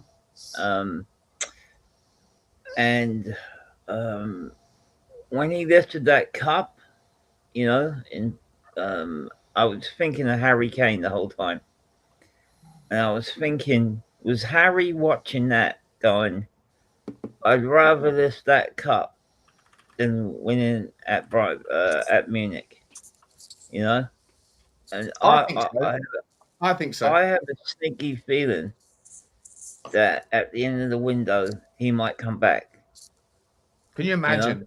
Can you imagine, Frank, if Harry Kane comes back this summer? I know he won't. In all likelihood, he won't. But if he did, Tottenham that immediately the window goes to an 8 out of 10, doesn't it, boys? Like immediately you get 10 out of 10. You just bring Harry Kane back 10 out of 10. He's a phenomenal player. It's game changer. That's what he is. Game changer. Yeah. We wouldn't get Eze or, you know, but I don't think we're gonna get Eze. I really don't. I just got a feeling that the one player, if we don't get Eze, I would really like us to get Grealish. Oh, really? I think that he would. I just think that him on the left wing, or I just think he would cause a lot of havoc. We would get a lot of a lot of crosses in there, and a lot of yellow cards would come up would come our way. What else do I want to say? God, I had a few other things. Maddison last season. You know, I'm a big fan of Maddison.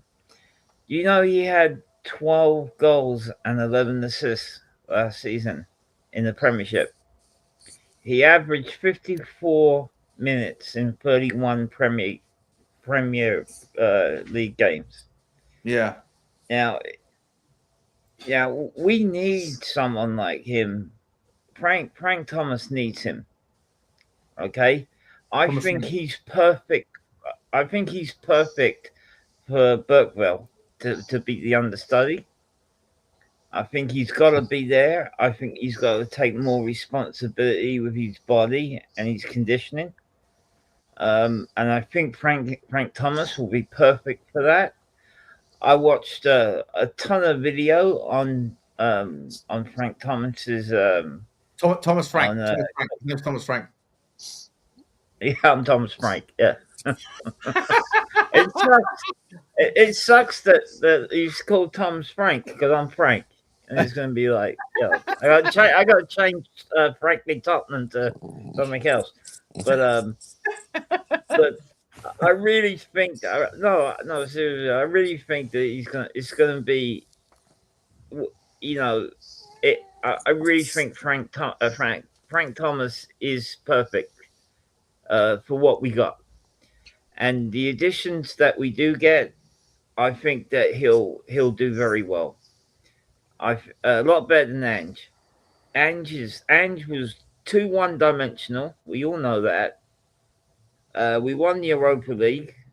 I said in the last video, we won it because the third and fourth from the Champions League didn't go down.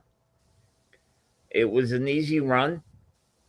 The only tough team we had was Frankfurt and Man United. If we had beaten Man United 3-0, I might have thought a little bit more of Ange staying. But it was a terrible game and some fluky goal. And I think the Tottenham faithful have got to get behind, really got to get behind Thomas Frank. I think so as well. Like if you can't get behind him, then what are we doing here? You know, like the new manager, clean slate, blank page. You have to support the guy, right? You have to give him everything. Yeah, you have to. You can't. You know, we could have got worse. We could have got worse. We could have got worse. You know, we could have got another Nuno, even though Nuno is doing great at Forest. But you know, this season is very important because we won the Europa League and we're in Champions League. So we're playing twice a week, which is great because I love watching, you know, Tottenham anytime. Yeah, of course. And you know, Frank Thomas is going to change formations a lot. He's going to be looking at his opponents. He's going to like suss a lot of them out, and I think we're going to do well in the Premiership. Now, before I go, I have one question: who did Thomas Frank beat on his first game in the Premiership? I've got no fucking clue, mate. Go on. Arsenal, 2-0. Okay, well there you go. And he came up. I remember that was a Friday night game. To me, to me, that's a good fucking omen. You know what I mean? Fair enough. So when the Arsenal be going, oh, fucking Thomas Frank, fucking he's useless, like, you know. Oh yeah, remember the first game Brentford come up, and then we're gonna go right down. They beat you lot 2-0 in the first game, and you lot were all fucking crying. Oh, that was lucky. That was lucky. And he's been here 5 years now. How could you not want to give him a chance? I mean, it's ridiculous. It's ridiculous. We'll do well. We'll do well. We'll do okay. We just need the right signings. That's all. And if we get someone like Eze, we get someone like Eze, and two others. I personally think we're only going to get 2 starters that will get into the team, like the first 11. That'll be it. The rest of the signs there'll be a few sevens, and the rest will be, whatever. But go Thomas Frank. I've got to change my name to Bozo. I don't know. I can't be Franklin Tottenham anymore. You can be fucking. You absolutely can, mate. You were first, bro. You came first. I was first. Do you remember 5 years ago on Irish Spurs? Yeah, when I was like, oh, Sean, you'll laugh. You're kidding me. It's the best laugh in the world. But you know, appreciate that, mate. I'm looking forward. I'm looking forward to the drama of all this because it's just great. It's great stuff. So anyway, kick me off. Go to the next guy. Thanks for coming on, buddy. I'll see you on the next one. Okay. Yeah. All right. Mate. See you, buddy. Do that, mate. Next up, we got who's up? So we got Marios coming up. Then we got Marios Sava. Apparently, I'm interested in what Marios is going to say. We got Dan. Then we got Ben. Then we got Jonas. Then we got Kenny M. Then we got Jack. And then we're going to round it off. Marios, can you outdo Frankie? How you doing, mate? Nice to see you, buddy. Nice to see you guys too. Can you hear me okay? Yeah, you sound great, mate. Is your name Marios Sava? Is it actually Sava, or are you just saying that because of it's Sava? Yeah. I'm a compatriot. I'm a compatriot of Danny Giriagu. Yeah, of course. All right, see you later then. Γεια σου φίλε, είσαι καλά? No, I'm good. I'm good. I just spoke the lingo with Danny there. Yeah, we basically said Pete, fuck off. Oh, yeah. I speak it. Yeah, that one. I worked that one out. I'm calling from Cyprus, from Larnaca, where I don't know what town Danny's from. Yeah. Anyway, my mom's from Nicosia, but anyway, yeah. Okay. Yeah. Anyway, good to see you. What are you thinking about Thomas Frank, buddy? I'm excited because we've got a proper coach now. What about Frank Thomas? What do you think of him? Who's he? Is he Thomas Frank's brother? Bless him. So, how did you feel about Ange? Were you Ange out for a while, or were you like? Yeah. In the beginning, I was Ange in, obviously. So all of us after the good start we had, but I started seeing signs that he's not a coach. He's a good man manager. He's a good motivational speaker, but he's not a hands-on coach.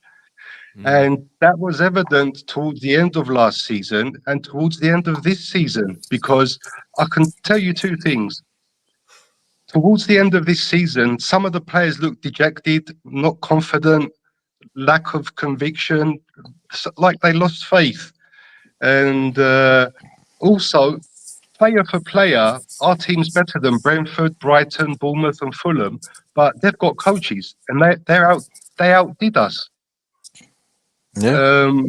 So Thomas Frank, I've seen a clip of how he trains, and if you compare that to how Ange stands on the side during games and during training, you can see he's not a hands-on coach. But Thomas Frank is in with the players, explaining every minute detail, complimenting them, pointing out their mistakes. I love Ange, don't get me wrong, we all do, and after what he gave us from the Europa League. But he wasn't a hands-on coach, and you know, we've got fantastic talent. I think Thomas Frank is going to do massive things. You're going to see a new Bissouma, a new Bentancur, a new Pape Matar Sarr. Pape Matar Sarr wasn't being coached at all. And these players, that is true. And I believe that when you give these talented players structure and organisation, and they know what their role is, they know what they're doing, they know what the opponent's doing, it's going to give them confidence. And confidence is everything in football. Let me ask you something, Mario. So I know I can tell you, obviously you're Greek, right? But am I mistaken? Am I hearing an Australian accent there as well? Are you Aussie Greek? No, I was born in London. No. I was raised in London, Chingford. He's the most Cypriot North London Greek there is. Fucking Australian. Like me. You know what? You got a little bit. I've been to places in. I lived in Melbourne for a long time, and a lot of Melbourne. I lived in Sydney as well. Oh, there you go. Okay, I can definitely hear a little bit of Australian in you, mate. Definitely. Let me ask you this, mate. Are you someone that? So you're saying that you reckon this squad, therefore, a lot of people are saying the squad's not good enough. You're saying the squad's going to get fucking better, right? Is that what you're thinking? This squad's capable. It's going to go up 2 levels. So even if we weren't to make a single signing this summer, and we were just this squad that we finished with, if we start next season under Thomas Frank, where can we finish? I was just about to tell you, if we don't get another player, we can finish top 5 with this manager. Wow. Okay. Depending, of course, of injuries, maybe hopefully that crisis will never come again, God willing. But if we have decent luck with injuries, we can get top 5 with Thomas Frank. The players just need coaching. They're lost. Romero, you can sense Romero. Romero could see that, and you could see it in him. That's why he was losing the team. Romero was one of the players who was very frustrated. As much as he loves Ange for what he did, I think from what you can see, I think he was one of the main players in that squad that he was frustrated of the way the tactics were at times with Ange. Yeah, exactly. That's why he took over at half-time versus Man United in the final. Yep, he did. He called the players over, and he told them what they need to do. So, sorry, Sean, can I ask a question quickly? Yeah, I agree with that. Yeah, to all 3 of you, actually. Obviously, the whole thing with a lot of the Ange fans is he won a trophy, right? Fine, yeah, get it. If Frank managed to beat PSG and win the Super Cup, is that then like Ange, ta-da? It depends what squad. I don't know if I can speak now. It depends what squad PSG puts out, if they're going to take it seriously or not. Yeah, but it's still winning a cup, isn't it? I mean, you look at the levels of a PSG team. No matter what PSG team turns up, it's going to be better than what we faced in Europa League. Is the Super Cup a major trophy? Probably not really in terms, but for us it is, because we never won it. We've never been in it before. Let them win it. Yeah, right. Well, I'm saying the concept of beating PSG, you've turned over the trophies off his in back a one-off from day game, one. Yeah. From day one, and not just that. It technically speaking, in today's football, you've beaten the best team in the Champions League, and that even sweeter that they're the ones who knocked out Arsenal. So could you imagine how sweet that would be? Yeah, like, you can't play in this tournament by being shit. You have to win something to get in it. Yeah, so it's the Europa League. You got to finish 5th. It's the Community Shield of Europe, is it? That's what we're talking about here. But that's what it is. Yeah, that's what it is. But for us, where we are, they've never been in it before. Yeah, and he imagine he turns over PSG and that, no matter what PSG turns up, because we're not going to have our full team either. There'll be no Maddison, no Kulu. There's going to be injuries on our side. If he manages to pull that off, then what a start that is. Well, Ange trophy. Well, yeah, there's a trophy there, mate. You ask a good question, mate. I would say I agree with Danny. It's a one-off game, and in one-off games, anything can happen. David can beat Goliath, but also don't forget these players are going to want to impress the new manager, so they're going to have fires in their bellies. I think so. I think it's possible we can do them. Yeah, I'm not saying we're going to do them, but I'm saying, but if it was to happen, then obviously the counter argument for why we shouldn't get rid of Ange because he won a trophy, then that argument is put to bed pretty much. On comes Thomas Frank, there's a trophy straight away. Let me ask you. Sean, before you ask the question, I would say that if we do lose that game, if we play fantastic, then that's enough. Well, if let me ask this. Knowing the fan base as we do, that they'll change the fucking goalposts, they'll the way the wind is moving. If he didn't beat Bodo. If we win or if we lose heavily, or if we win and sneak it, will the fan base react in an abnormal way? Like going into it, can you imagine? I predict thus, right? This is what I predict is going to happen in the week leading into it. Assuming we don't sign 4 worldies, which isn't going to happen, but I predict that the fan base are going to go, we're going to get absolutely fucking tanked, right? The expectation is to get absolutely fucking tanked. If we end up getting tanked, as everyone predicted that we will, there'll still be a fucking meltdown because nothing like a good old fucking fashioned meltdown in the fan base, right? Every day's a day for it. Ange would have won that. Ange would have won that. And if we sneak it, you'll get half the fan base going, it's only the fucking Charity Shield of Europe. Who gives a fuck? Yeah. And the people that are happy will go, he's the fucking best manager in the world. I'll never hear anything about him. Never hear anything about him. There's going to be a massive overreaction regardless. Yeah. Am I wrong? Absolutely right, Sean. Yeah. We're a mixed bag. We're a mixed bag. We are. What a start that would be for him, though. He wouldn't get a better start than that. If he wins it, he's going to be doing the fucking Connor fucking. Also, I think Tottenham fans will, especially like it'll be 2 European Cups in 3 months. Arsenal haven't even won one. Yeah. Yeah, so could you imagine? The banter would be amazing. His first game, he wins a trophy. I mean, that puts anything out of the way. Oh my! Arsenal fans would be mudded so badly. It would be amazing. They'd be crying even more. My boy Ben Kaufman, who's a master of that little app, the way you can put like managers' faces on old clips. Yeah. I think that one where the guy's walking down it's Vince McMahon walking down the fucking fucking sticking his shoulders like he's prime Conor fucking McGregor. I'm gonna put Thomas Frank's fucking face on it. It's gonna be fantastic if he wins. If he loses, then he's got nothing to lose going into it because there's no expectation really, and it shouldn't be. Exactly. No, the expectation will be to get absolutely pumped, but when we get absolutely pumped, the fan base will melt down. Oh, of course they will. Of course they will. This is unrealistic, but what a start that would be if he managed to win that. And won that. Yeah, I've won this in my one game, and I didn't have to trade a Premier League season to win it. Yeah. His trophies per minute ratio is going to be the best. You better off resigning straight away and go, there you go. Oh my God. Sean will be another one for Daniel Levy. See, we won 2 European trophies in 3 months. And no one's going to fucking say, well done, Daniel Levy. He ain't going to get any credit. You get no credit because that's not how the fan base works. Not how the fan base get credit for bringing in Frank. Let me ask you this, Marios, mate. So we got to move on, mate. It's been a brilliant debut for you, mate. But I want to ask you this question. You said that you're happy, kind of either way. You think this squad's going to get better. If you had the keys to the wallet to Daniel Levy's very deep pockets, what sort of signings do you want to see come in this summer? Eze, Semenyo, and if Frank believes Nathan Collins can cut the mustard as a centre back, I'll bring him. Nathan Collins, really interesting. I like that. I'd love those to happen. So you're not interested in the 6 then? The DM's not for you right now. You're not that bothered.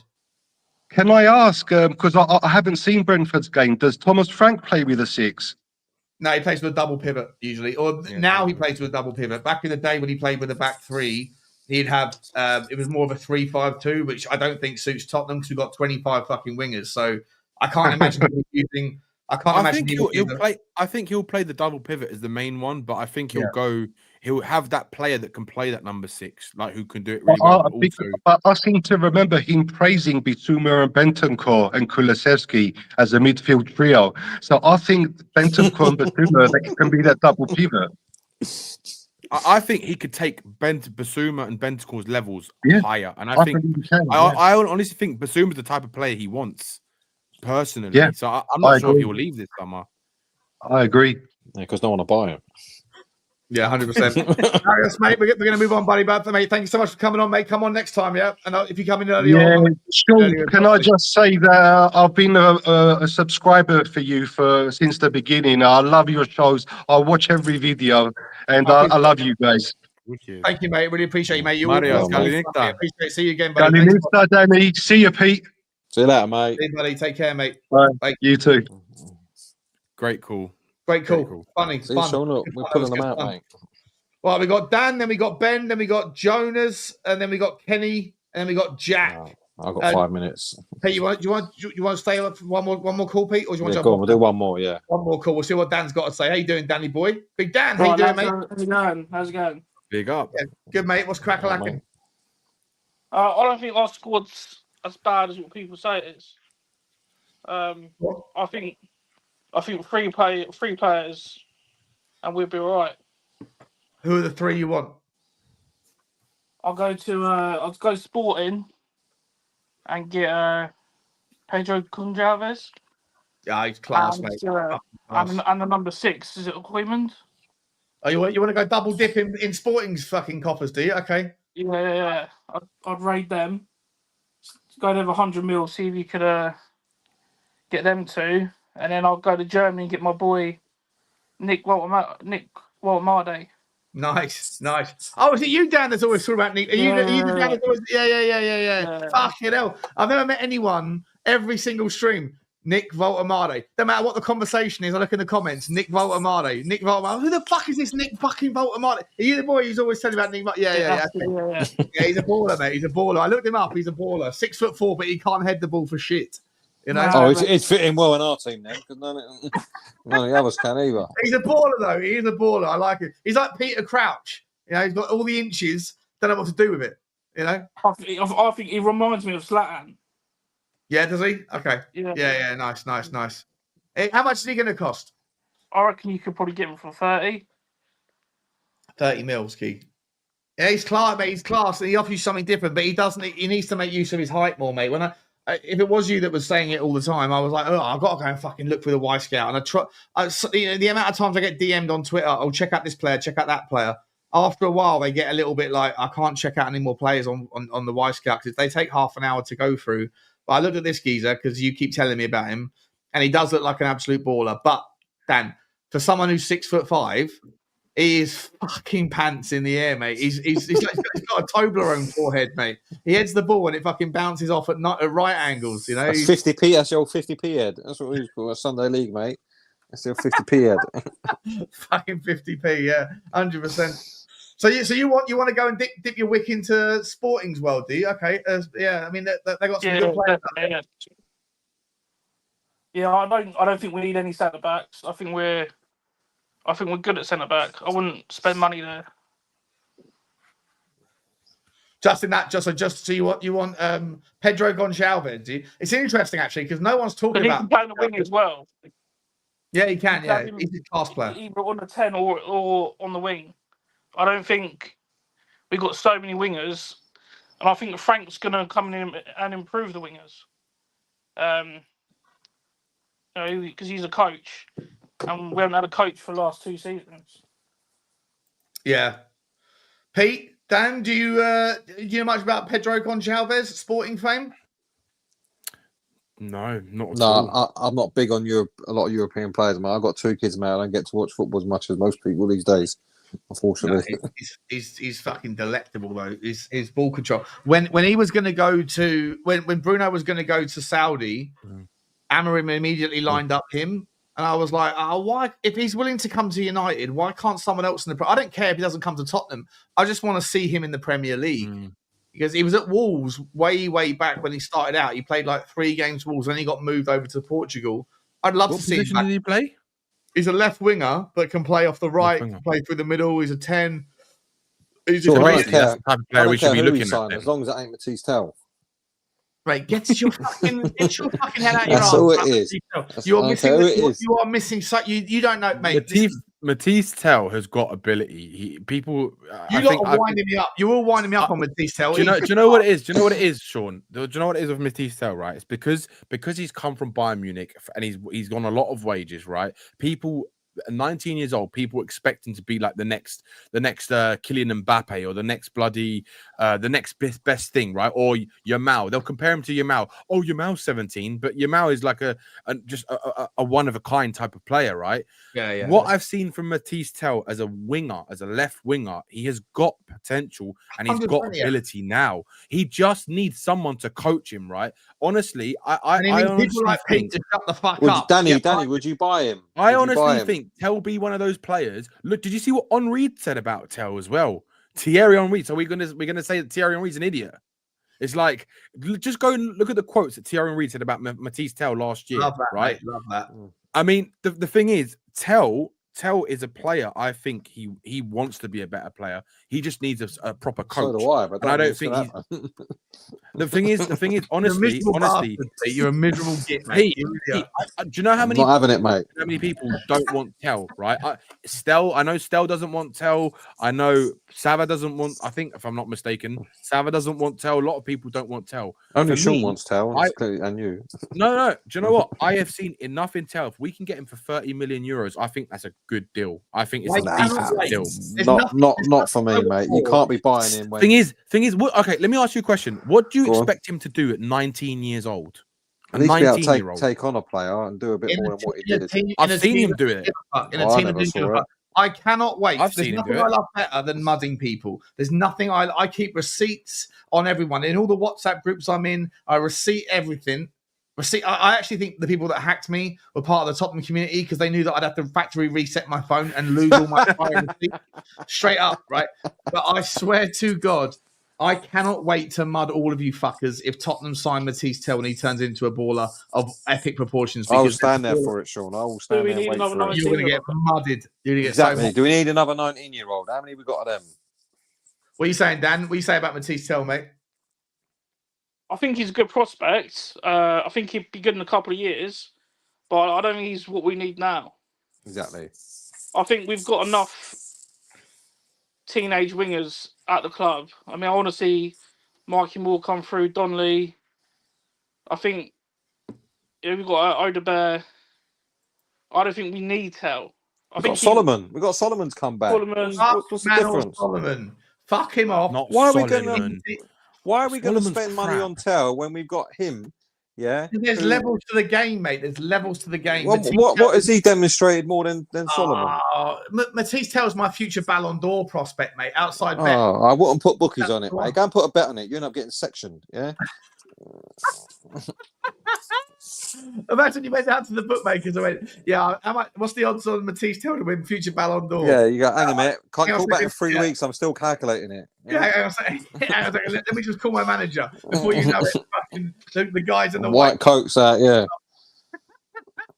But honestly, like, why are we going to spend money? We've got a player. Go on, mate. Yeah, sorry. If Tell was 15, 20 million, I'd say buy him. Take the punt, but I think money's going to be tight, and I don't think spending 30, 40 million on him, I think it's worth it. I agree. If it's 30 million euros, though, if it's 20 million quid and a 25%. I don't care if it's 30 million rupees, mate. But you know, let me tell you this, right? Clip I know. Clip that, yeah. Odebear, listen to this, right? Listen to this. Odebear had 16 appearances, and I know he was injured from a lot of the season, majority of the season. He's going to be a baller. Tell had 13 appearances, and Tell got 1 assist and 2 goals in those 13 appearances, and Odebear got 1 goal, and that was it. and he had 3 more appearances. So what's that mean? That's like comparing Gemma Collins and Vanessa I'm Feltz, saying you know what I he's a mean? younger player. He's a younger player. If people are saying they want Odebear, Not me, mate. I don't want him either. I'll send the pair of them off. Well, I still think Tell is better than Odebear. I'm saying, but we've got Odebear. We've got him. We paid for him. We got bent over for him, but Get rid of Odebear. We can't do nothing. Yeah. So don't go and buy another one. Yeah. And like I said, then you got Solomon who's there, who's on the books. You're talking about Solomon's even worse. He can't even play in the Premier League. Oh, we'll have a day off. We never saw it. I think Pete's done in the Premier League. Fuck, hold up. Keep that one. Pete's on the Solomon train. Fucking Dan, let me ask you. This makes sense. Dan, what should we do with Manuel Solomon, Dan? I'd sell him. How much do you want to get for him? 25. You reckon we can get 25 for Manuel Solomon? I think Leeds have said that their owner said that they're going to go big and do whatever they can. So I'll pull their pants down. I think we should sell him to 15 million, 4 tickets on the Skywalk, and a worth bag more of than peanuts, 15. and they'll take it. If you're telling me Taylor's worth 30, Solomon's worth more than 15. Bear in mind, Solomon done more in the Championship than Odebert did, and we paid 35 million for him. Yeah, I never wanted Odebert. Terrible signing. You guys are mad. You guys learn from that mistake. Don't do it again. Cheap. Bayern are offering us everything to take him. Money off Kane, the money, all the money for Kane, free tours, Bratwurst, you name it. Oktoberfest tickets. I mean, they get all sorts to take him. There's a reason why they don't want him, and they've known far more about him. Stadium tour by Bastian Schweinsteiger. That's it. Yeah. Free Beckenbauer boots, all that. Yeah, anything to get rid of him. They do not want the geezer. And then we're going to go, yeah, by the way, we'll give you money for him. You're a funny fucker. Right. Dan, mate, listen. Oh, sorry, Pete, you've got to go, haven't you, mate? I'll let you go. I'm going to bed. Someone's got to get up for work. Yeah, nice one, mate. I'll see you tomorrow, mate. Thanks for See coming you on, later, mate. Tell that, boys. See you later. Dan, last question for you, mate, before we move on. So, where do we finish under Thomas Frank next season? All depends on the window we have. I think with the players we've got now, 8th. I think we make a couple of good signings as high as 5th. So would you be happy next year if we qualified in the Europa League and then gave the second season to Thomas Frank to see if he can emulate what Ange Postecoglou did by winning the Europa League in 27-28? Yeah. I think Premier League teams should just win the Europa League from now on forwards. With the way it is where there's no Champions League teams dropping in, I think the strength of the Premier League, any Premier League team that's in it should be favourite. I agree, mate, and I don't mind it for a little while. But if you were to, I asked this question earlier to Lubo, like, what are the ambitions of the football club? And he's like, no, just give me it's all about trophies. On that basis, should we always try to aim 6th so we can be in the be in the Europa League and win it the season after? And then you qualify for the Champions League the year after. You don't do very much in that, but in the league, you qualify 6th again. And then you can win a trophy every other year. But is it really what you want to be? And for how long? Because you really want to test yourself against the best. That's the point, isn't it? It's not about winning a trophy. It's about winning a trophy by beating the best teams. And I think that's where a lot of fans... Otherwise, we might as well get relegated and we can win the championship every other year as well. Like, to me, fans that want to aim low to win a trophy, I think they're missing the point. You should aim for the fucking stars. And all right, if you don't quite make it, but you're always in there and amongst it, playing the Bayern Munichs, playing the fucking Madrids, playing all that shit. That's what football's about. Not winning a second-tier trophy because you can. You should fail trying to win the trophy that you want. You know what I mean? I think it's the 5th. It's like the 5th best trophy you can win. So I think the Premier League, Champions League, FA Cup, Carabao Cup are all harder to win than the Europa League. I agree. Technically, they're harder. Because the hardest possible path to win I actually think the Carabao Cup is harder to win than the FA Cup, because the FA Cup, you at least get the individual weekends like allocated for them. But the Carabao Cup, you have to play on midweeks for the first semi, like, all the way up to the semi-final. You know? Good thing if we do win it again, though, we've won it more than any other English side. Yeah, 100%, mate. 100%.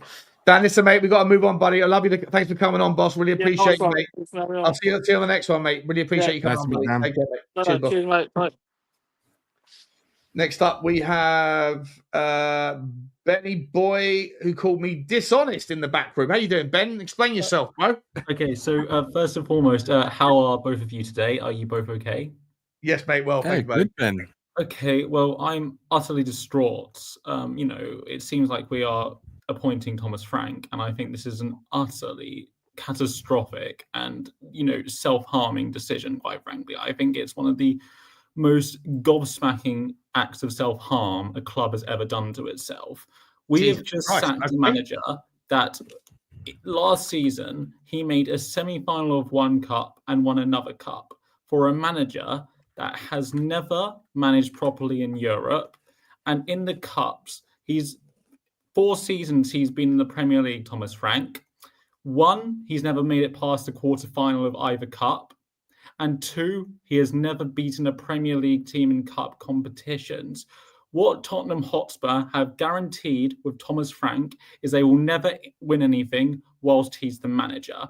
Any fan that has ambition... Just quickly, are you reading this off of a script? No, I'm not. You're reading notes? No. Not at all? No. Can you look in the camera when you're talking then? So I'm sorry. I'm like, yeah, okay.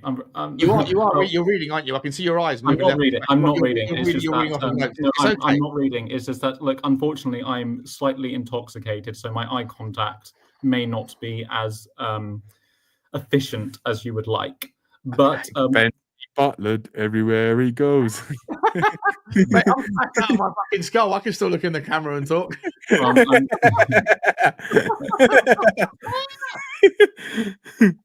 Carry on, Ben. Carry on with your speech, mate. Go on, crack on. So any fan that wants to call themselves ambitious would be wanting Thomas Frank to be removed as manager as soon as possible. Because, we do not want to prolong the inevitable. We want to win trophies. Now, fans talk a lot about progression. You do not progress by finishing second. You do not even progress by making a final. How do you progress as a club? In my opinion, progression only happens as your trophy cabinet expands. So last season, you are definitely reading. I can see your eyes pop into the left and to the right. I'm really trying my best not to look up and down. You're reading. What are you reading for, mate? Okay, no, there are 5 teams. Don't read it off a fucking script. Tell me what you think. There are 5 teams that progressed last season: Tottenham, Liverpool, Chelsea, Palace and Newcastle. Why? Because they won trophies. All the other clubs, quite frankly, stagnated. And what I'm really sick and tired of is fans saying, oh, we were destined to win Europa League because our run was easy. That is a complete and utter canard. What fans forget is under Pochettino, who is lauded as a great manager, he lost to Fiorentina, who've got no European legacy, and he lost to Ghent. Mourinho, as Tottenham manager, top 5 manager of all time, he blew a 2-0 lead to Zagreb. Please stop reading, mate. Just tell me your opinion, bro. Just tell me your opinion. I know I can see your reading, mate. Just fucking put whatever you're reading down. Tell me your opinion, mate. Tell me your opinion. I don't want to hear. So you think I'm lying to you? You think I'm lying? You are reading, mate. I know you're fucking reading. Just fucking. I can see your eyes doing this. Like you're reading the screen, mate. Just tell me your shit. It's okay. Put the fucking script down. Okay, tell me so in your heart, not what's on the screen. You think I'm secretly an Ange outer? I am not an Ange outer. I'm not calling you a fraud. I'm just saying you're reading your opinion. You've written down your notes. Am I wrong? Am I wrong about that, or am I calling you out? Wrong about that. Yes, I'm saying my honest opinion. I am quite frankly pro-Ange, and I've always been pro-Ange because of his trophy-winning ability. He's a serial winner, and I'm not going to back a manager like Thomas Frank, who has proven himself to be a serial loser. He couldn't even win the championship when he was in it, and he didn't even win at Brøndby. Brøndby are a talented team at Denmark who tend to win things. He couldn't win anything at there. So if I'm a fan that wants to win a trophy, why would I want Thomas Frank? I would not, would I? And by the way, I have never seen from a manager such support from the players when he's outgoing. The messages were truly heartfelt. They truly brought a tear to my eye, and anyone that is truly rational would have had a tear brought to their eyes at those messages, especially those from like Pedro Porro and Bissouma. I think that any manager that comes in will not have the support of the players that Ange has. And I think fans underestimate the importance of that. And that is what really annoys me about the spurious comparisons that are made with Eric Ten Hag. Was the word spurious in capital letters then, Ben? Are you good? Look, Stop reading. Come on, buddy. Come on, mate. What are we doing here? You're reading a script. What are we doing, mate? Come on. Come on now. Okay, so can I finish, please? Yeah, carry on. Just let me know when there's a okay, so that's what really annoys me about the spurious comparisons with Eric Ten Hag. Because Eric Ten Hag, at the end of the day, did not have the players on his side like Ange Postecoglou. Another reason why these comparisons are completely and utterly spurious is because, let's be honest here, Man United are a club that have historically won a great amount of stuff. Tottenham Hotspur did not.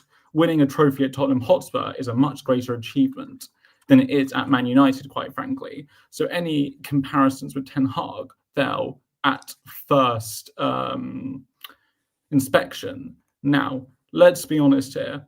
Ange Postecoglou is a free man. He's going to manage another club. And I think, quite frankly, those that have been complicit in the libel that he has been subjected to as manager, the constant slander against his name about lack of adaptability, about ego, about arrogance, about fighting with the fans, are going to be made to have egg on their faces when the inevitable happens and he goes to another club or an international team where he inevitably does win some trophies. I predict that Ange Postecoglou, as Tottenham manager, is going to win more in his next 2 years than Tottenham will in the next 20. Tottenham Hotspur have proven that they have got a small-minded club and they do not have any ambition to win things. It was a 17-year trophy drought, and I'm predicting another one. I'm utterly appalled by this decision by a Tottenham Hotspur perspective. Is that the end of your statement? It is, yes. Oh, well done, mate. Well done. Well done. You got it all off your chest? I have, yes. Well done, Ben. Fair play, mate. I'm only winding you up, buddy. But listen, mate, when you come on the fan show, mate, you've been waiting 3 hours to come on.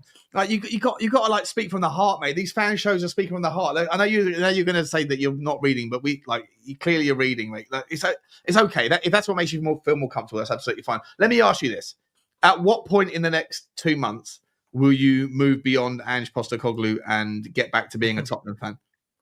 Okay, so first of all, I'm not an Ange Postecoglou fan. The reason why I wanted to keep Ange Postecoglou in this club is because I thought that is what would be best for Tottenham. Sorry, just real quick. Have you prepared answers to presumed questions? Is that what we're doing now? Did you expect me to ask you? Look, you asked me a question and now you're being brought in polite. I would appreciate greatly if I'd be able to finish my answer.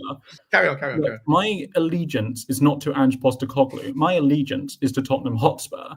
And what I say is that I always want Tottenham Hotspur to make the best decisions possible so that we can win more trophies and so that they can bring us glory. This decision to appoint Thomas Frank is the inverse of that. It's the inverse of bringing glory. So no, just because I back a manager does not mean I support him.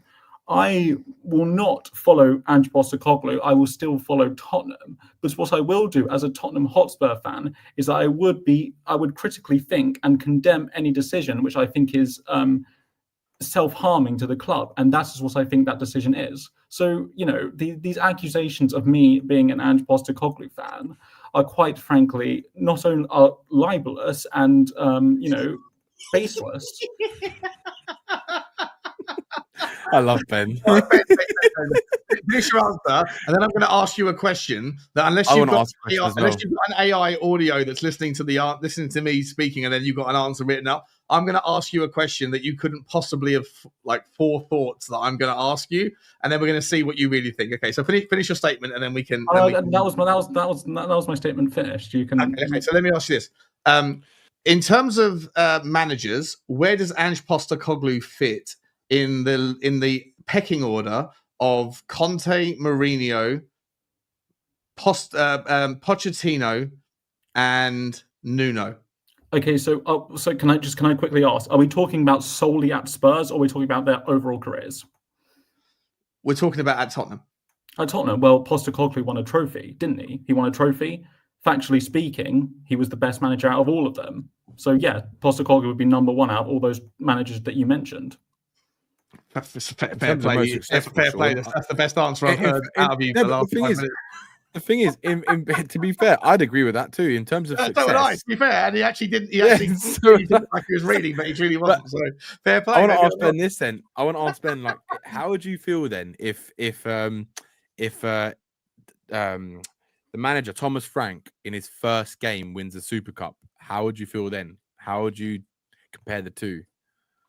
Well, between him and Ange Postecoglou. Yeah.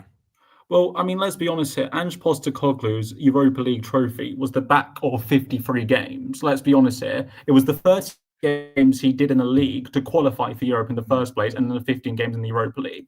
Thomas Frank would be a one-off game. So I would rank Thomas Frank behind Ange Postecoglou.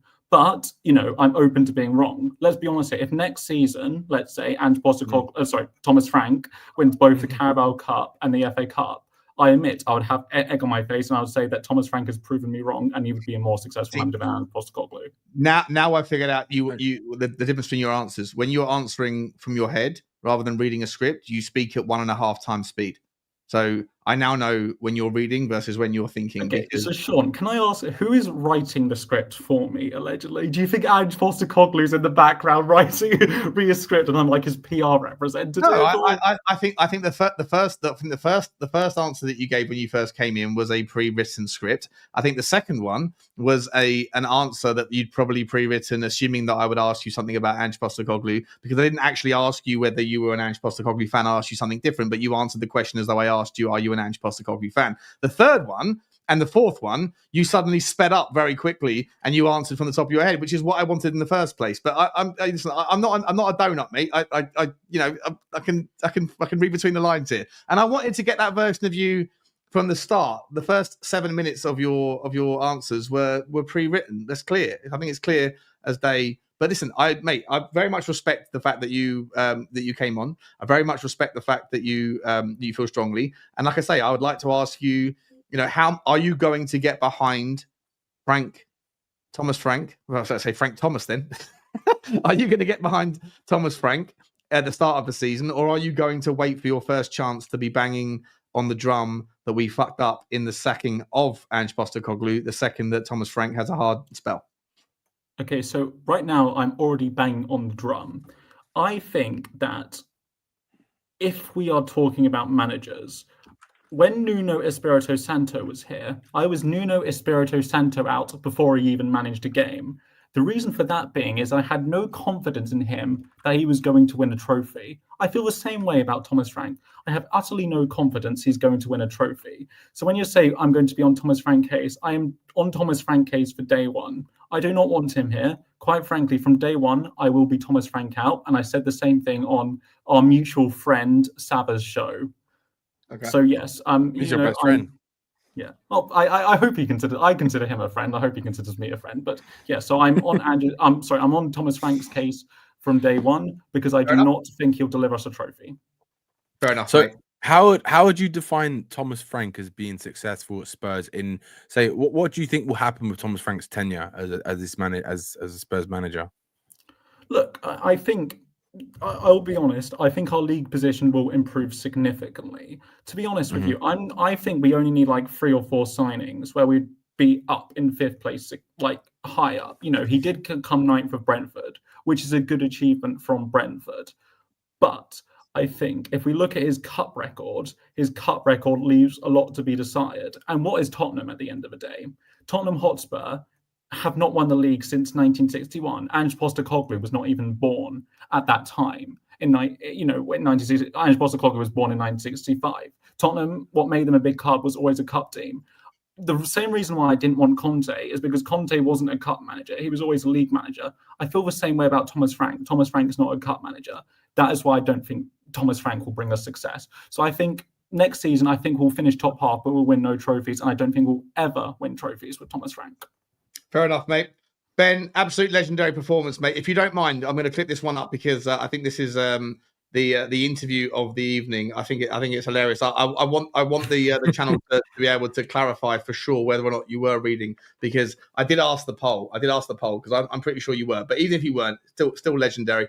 83% of people think you were reading off the script, and 17% thought you weren't. But either way, Ben, absolute legendary performance, mate. Please come on the next show. You're someone that I will absolutely remember. I look forward to speaking to you again. Thank you so much. Buddy. Have a very good evening, both of you. Love you both. Too, mate. And you, Ben. And you, man. You're so polite. Until you called me dishonest in the back room. But either way, Ben, appreciate you, mate. And I can't wait to see Ben with Sava again, because that was glorious. I haven't seen that one. I have to go back and watch it. That's glorious. See you, buddy. See you later. Oh man, that was the most unique call I think I've ever had. I love that. It was absolutely fantastic. Sean, did you see his conversation with Sava the other day? No, I did not. No, my God, you've got to watch it. It was hilarious. It was so funny. Certainly will. Let me see. So we had Marios, we've had Donovan. Hang on a second. Let me just find out. Donovan. I don't think we have Donovan. Donovan jumped off. We've got Joe, we've got Jonas, we've got Kenny, and we've got Jack last up. I'm not sure which order it is. I think Jack was last. I'm not sure of Jonas and Kenny, but I'm going to go for Jonas first. Sorry, Kenny, if I've misorganized. I don't remember who was next, but I'm going to go for Jonas. How you doing, Jonas? Good to see you, mate. You're on mute. Nice to meet you, buddy. How you doing? Hi, how are you? What's up, guys? Good, man. What's up? How you doing? What a head of hair you got, bro. I'm jealous already. You're a good-looking boy. And you've got one fucking head of a hair, mate. Yeah, it's getting long. I have to cut it soon. But no, I just wanted to say, before we start, I have a question for Danny. So I'm from New Jersey, from the United States. I lived in New Jersey for 2 years. Oh, okay, nice. I was just gonna ask, is there a big Greek or big Spurs Greek support? Because I feel like I watch Stel, Sava, Danny. I like to hear your opinions. I feel like everybody's Greek. I don't know what's what. Yeah. There is a lot, but if I'm honest, I think there's more, especially where I'm from in North London. There's more millions of you. I don't know. I think there's more Arsenal fans than there are Spurs fans in North London. Oh, okay. I meet more Arsenal fans than I do Spurs fans in North London. But because that's where a lot of the Greek Cypriots are from Cyprus anyway. A lot of them live in North London.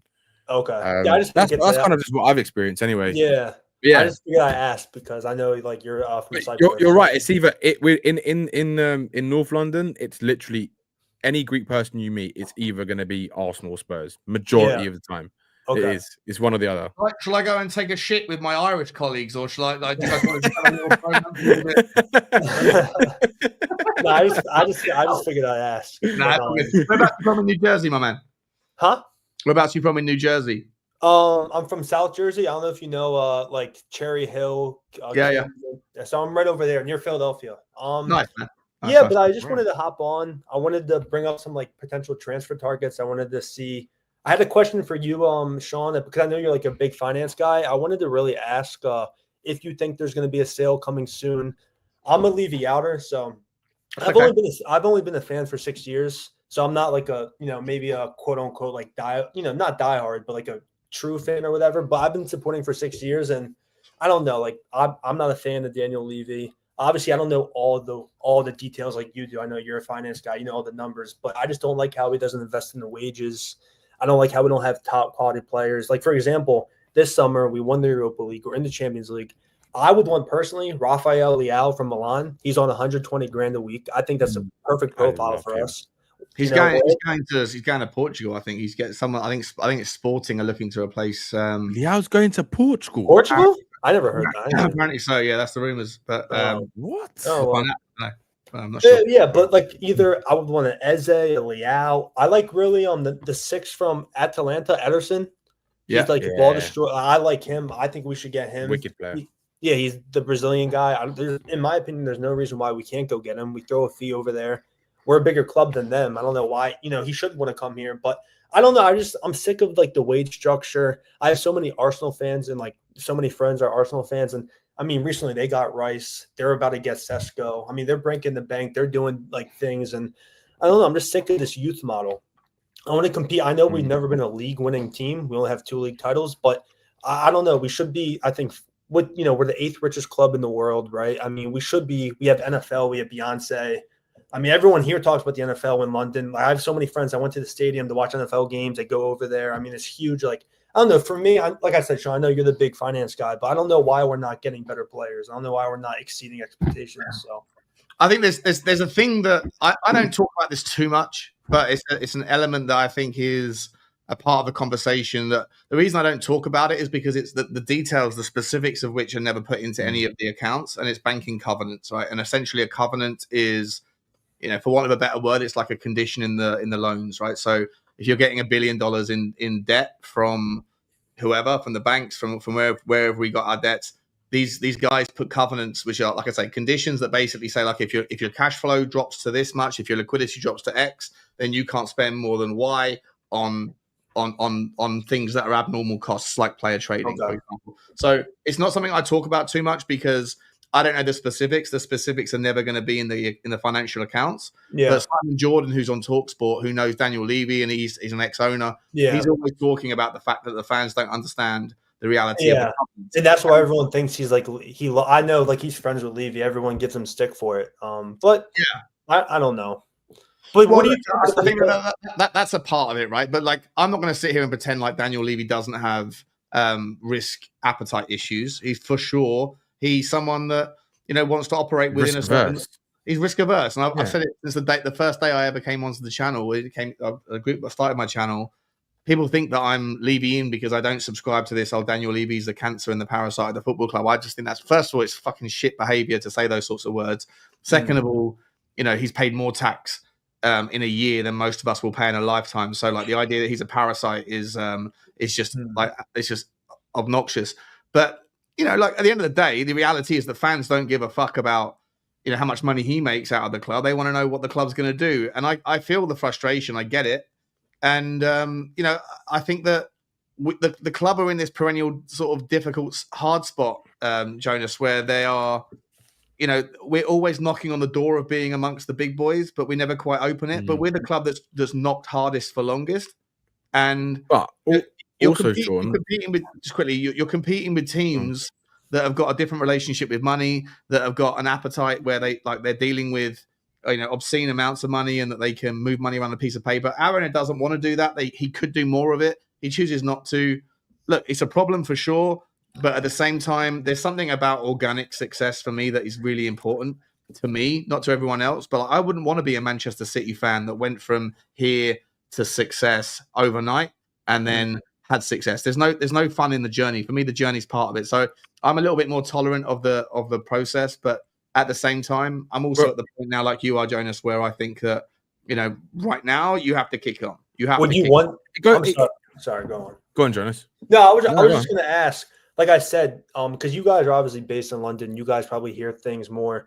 Is there any real truth to Qatar coming in, or if not, do you think a full sale is coming in the near future? Because since I've been following, every year there's a little bit of rumors, but I feel like now there just seems like, from the things I'm sorry, but go on. Yeah. No, go for it. No, I was just going to ask, like, do you think there's going to be a sale coming soon? Because everyone I see on Twitter, everyone's saying that they're going to sell.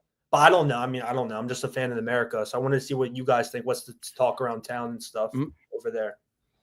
My opinion is, I personally think, right, that what we've seen, especially this summer, with Vinay coming in, Donna Carlin going out, I think it's the beginning of the end for Daniel Levy. Now, I don't know when that's going to happen. I kind of feel I don't think it's going to happen this summer. I'd be surprised if it does, right? But I think within the next couple of years, like, genuinely, I think we'll see something change. Whether that's Daniel Levy step down, because I know the guy who, Sean, what's his name? The guy who was the non-executive director who's been put on the board. Charrington. Yes, yes, Charrington. Right. So him being Joe Lewis's right hand, and then him now. Well, he originally was never intended to be a director on the board. He was always a non-executive director, I think it was. And now he is a director on the board, and he's got an important role to play.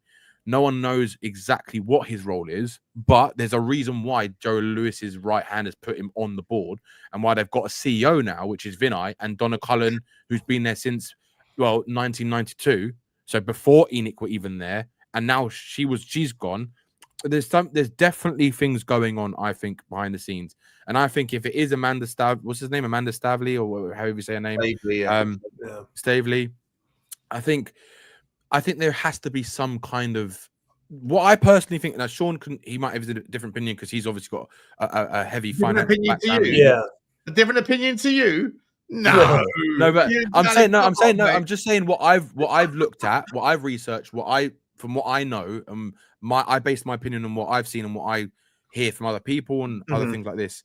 So I personally think if there's going to be some kind of takeover, I think it will be like a phased buyout. So I think it will be something like over a period of time. The investors will buy a percentage of the shares in Enoch, right? So they won't buy the majority share. I think they'll, over a couple of years, they'll buy more and more and more, to then eventually take over completely. And I think then that's when Levy will be phased out. I personally think. And also you got to remember that Levy doesn't own a percentage in Tottenham, so to speak. He owns a percentage in Enoch, who's the company that owns Spurs. But now technically it's the family trust that owns Tottenham now. So it's all done in a way where Joe Lewis has the actual say in what he wants to do. If Joe Lewis turns around and says, right, I'm done, I want to sell, Daniel Levy's got no choice. He's got no choice because he's the majority shareholder, right? 100%, he owns the majority of Enoch, which is they own 85% of Spurs. So it's look, I do think within the next 5 years, Levy's gone. Personally, that's what I think. I don't know when it's going to be. It could be could be this summer, could be next summer. In the next 5 months, there's going to be an investment. There'll be an investment, but I don't think Levy will be gone yet. But that's not a problem. There's like, who gives a fuck? It's about money, isn't it? Look, of course, but Sean, it could be something where Levy. You don't want Daniel Levy out of this club. Anyone that wants Daniel Levy out of this fucking club is an idiot. What you want? No, I know. I think Sean, anyone who's logical just wants him to step away from the footballing side and let him run the business, because that's what he's good at. Playing with other people's money, bro. Let me tell you something. There's a true. No, that is true. If you're a day trader in the stock market and you're trust me, know this from first-hand experience. Working with other people's money versus doing it with your own money are two very different things. Of course. You are more pro risk because you sit there and go, "Fuck, it's their money." For sure, you have to look at. Look, I people know what my stance is on Levy. I want him out, but if I'm being like honest in terms of, I've always stood by the decision, the feeling that if Daniel Levy steps away from any footballing decisions and someone else comes in to run the football side of the club, I would love him to stay on from the business perspective, because I think what he's done is unbelievable. And what Sean just touched on is the fact that Spurs, Joe Lewis bought Tottenham, not Daniel Levy. Joe Lewis and Enoch bought Tottenham when Daniel Levy didn't have shares in Enoch, right, for £25 million or 22 million. When then eventually they bought more shares, right, and he left Daniel Levy to run the business, and Daniel Levy has turned in a £25 million investment into a £3-4-5 billion company, right? Yeah. So the fact that Daniel Levy can do that in the way that he's done it over this time shows what he can do with other people's money when he's left in charge, right? He's unbelievable in that. I agree. He's a great businessman. I think I will say this, right? I love the fact what he's done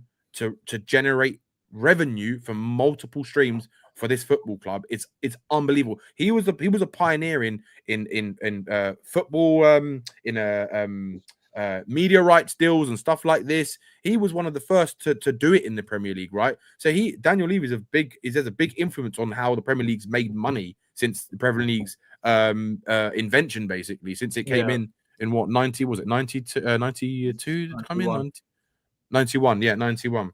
So look, it's a massive. Yeah, anyone that wants Daniel Levy gone is a fucking bozo. You want to keep him. You don't want him to be the guy that's got the relationship with the money, because if it's his money, you don't want to spend it. But if you got someone in, and I can tell other people's money like Qatar or someone else.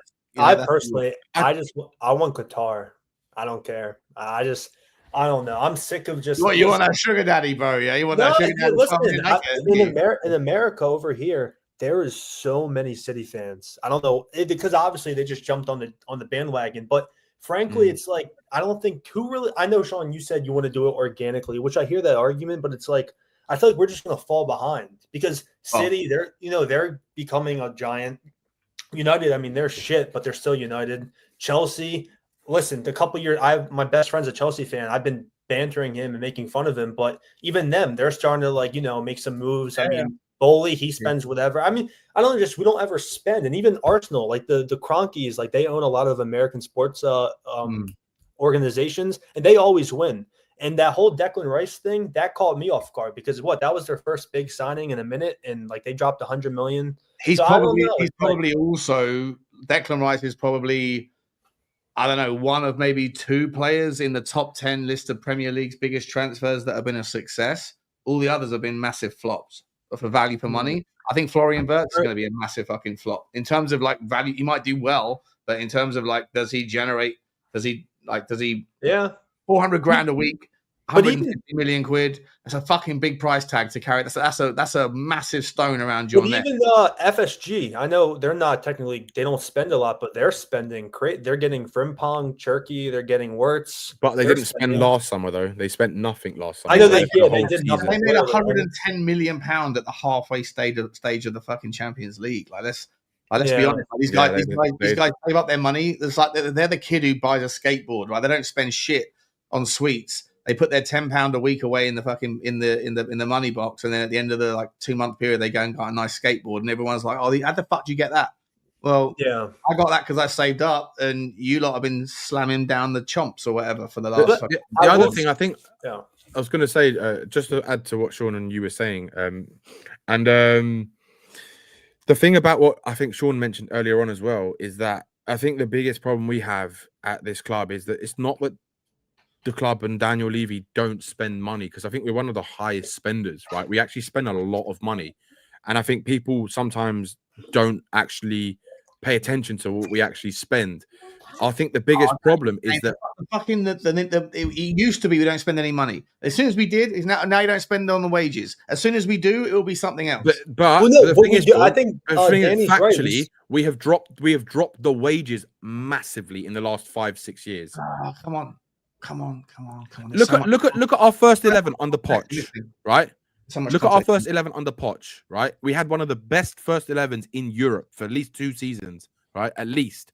If you look at those first 11s and see what they were paid compared to what our first 11's paid now, it's a different level. Yeah, it's also a different time, mate. Inflation has jumped up 100% since then. Come on now, Sean. But what I'm saying is, we've dropped the quality of the player, right? And we've also dropped the wages. It does correlate. It has to correlate. Why we dropped the wages? Harry Kane left the club. We pivoted to a youth-centric model. Ivan Perisic left the club, who was getting paid 150 grand a week. Eric Dyer left the club. Hugo Lloris left the club. Ericsson. Dele Alli. Yeah. Right. These things happen all at the same time. And also, by the way, the numerator, which affects your ratio, went up. Tottenham's revenue went through the roof. I'm not saying that it's acceptable to have a 42% ratio. I'm just saying that as a snapshot in time, it is the new stick to hit Daniel Levy with, because it used to be, we don't spend any money. Then we did. That's no longer acceptable arguments. And I'll pivot to the fucking wages. But Sean, when you said say it yourself, Sean. You said it yourself. If we don't break the wage structure this summer, I agree. Yeah. So Sean, are you becoming because I've seen your videos? I guess I don't know. I always thought of you because I just subscribed recently. I love the channel, by the way. But I always thought of you because when you hop on other channels, you kind of do get perceived as a Levy inner and whatever. But would you say now you're kind of not switching over to Levy out, because I know you want him in the club and whatever, but are you putting more pressure on his stock now, or how would you well, first of all, if you only know me from other channels generally, then the context of those environments is that I get rolled out I'm the only guy who's like willing to defend Daniel Levy when Daniel Levy's coming up in the press, and that's generally because there's heat on Tottenham. So I come out and defend against other people's arguments, but I've never been Levy in. I'm anti-Levy out more than anything, and I would never join the Levy out brigade because I think that they're opportunists, and I think that they can't structure a coherent, logical argument that's consistent, and that annoys me in debates. Like for example, if the buck stops at the top because everything's bad on the pitch, then I'm like, okay, well, if the buck stops at the top where everything's bad, then the fact that we won the trophy, that's Daniel Levy's trophy. That's right? true. Look, he kept Dan John, so you got to give him his credit. I'm not one of those fans that, like, I think Danny said the same thing. You got to give him his credit. I mean, he kept him. That's a huge decision. He could have sacked him. We could have had 100%. Mason in charge, and we could have lost the final. And we're looking at a whole different. He'll never get those flowers. You have to like drag it out of people that are on the Levy out bandwagon, like kicking and screaming to get them even to say, yeah, fair play. But it's like a but thing. No, I'm not Levy in or my Levy out. I'm just like someone who, when I hear someone, you don't want him in charge of football decision. I mean, I'd rather he wasn't. I'd rather there was a clear delineation of roles and responsibilities, and someone else making those decisions, and that he just handed over a budget to people and they said work it out from there. But ultimately, that's not how he works, right? So, but I'm also not Levy in. Like, I don't give a fuck if someone wants to take over and says, "Sorry, Daniel Levy, no more. You've got to go." If that was the case, then so be it. Show me what that looks like before I'm going to get on board it. I'm not like Levy out isn't a solution. Like, if Levy is a problem, I'm not sure. I think he's part of the problem. I think there's other things outside of Tottenham that are the problem. Really, I think finance in football. I think the inability to create rules and laws that are coherent and enforceable. I think that's the biggest problem. But if you are going to look internally and say that Daniel Levy is the biggest problem, then Levy out isn't a solution. Like, someone else coming in is the solution. So for me, that's what I want to go. Do you know what, Jonas? If you can reach out to me on Twitter, mate, I'd love to get you back on, man. You're very articulate. And if you can reach out to me, bro, then we can get you back on. But I've got to move on to the last. No, you're good. Yeah, you're good. I got to go anyway. I got something to do. But yeah, I'll DM you on Twitter. I love this conversation. Danny, it was nice talking to you. Lovely to meet you, man. Fellow Greek guy. And yeah, Sean, you take it easy. Continue the growth on the channel. I'll be watching, and hopefully I can jump on again. Yeah, just reach out, man. We'll sort it out. Yeah, for sure. Definitely. Take it easy.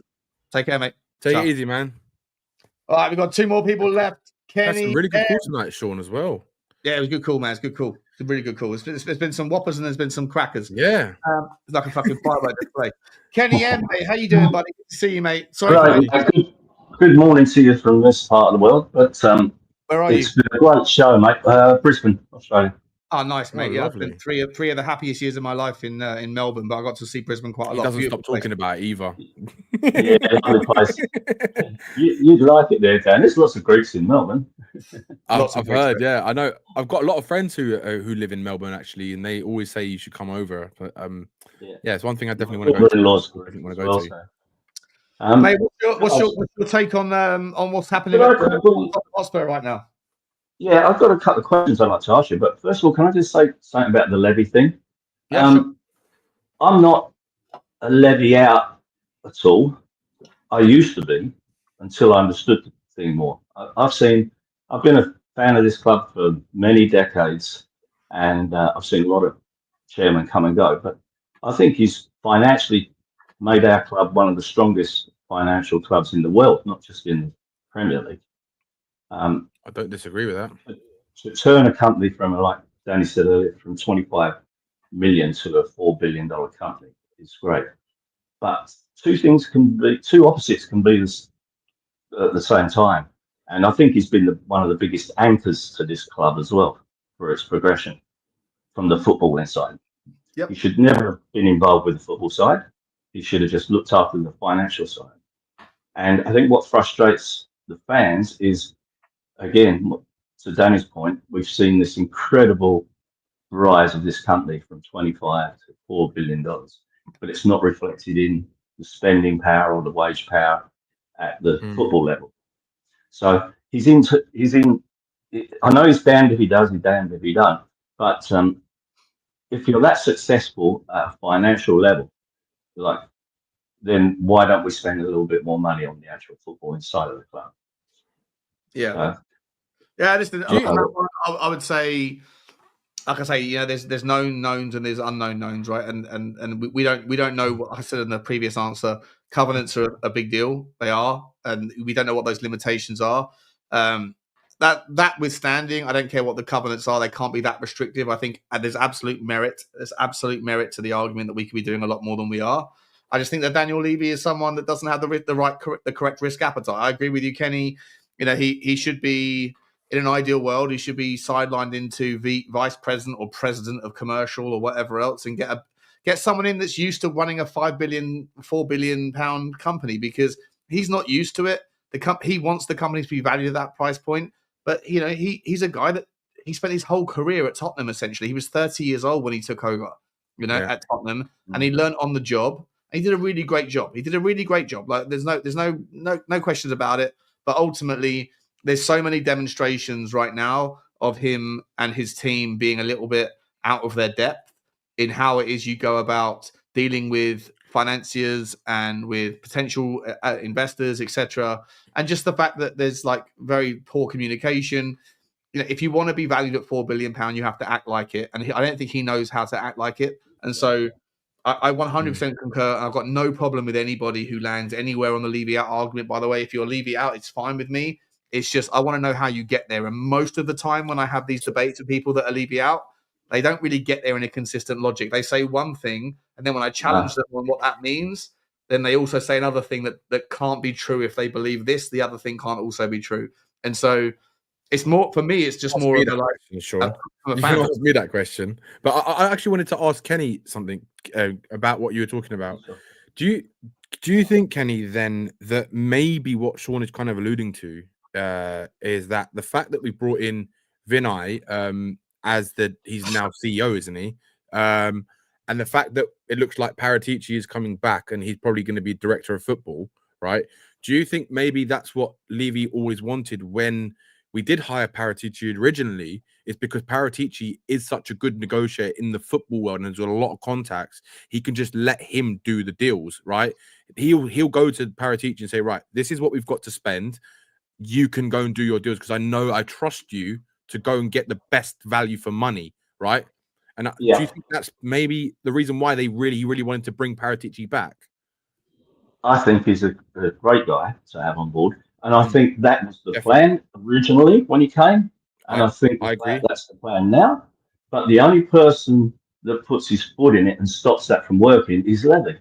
I feel that he gets to a certain point and then he has to interfere, or he has to be in that last little bit of the deal, or he wants a little bit more because he thinks he seems to think that if someone agrees with him on a deal, that he must have, I've given it to him too cheap, or I've not got enough out of it. And then he'll add a little thing right at the end and put the whole thing to the kibosh, which I wouldn't mind betting is what's happened with Joe Lewis finally taking some interest in the place and putting people on the board.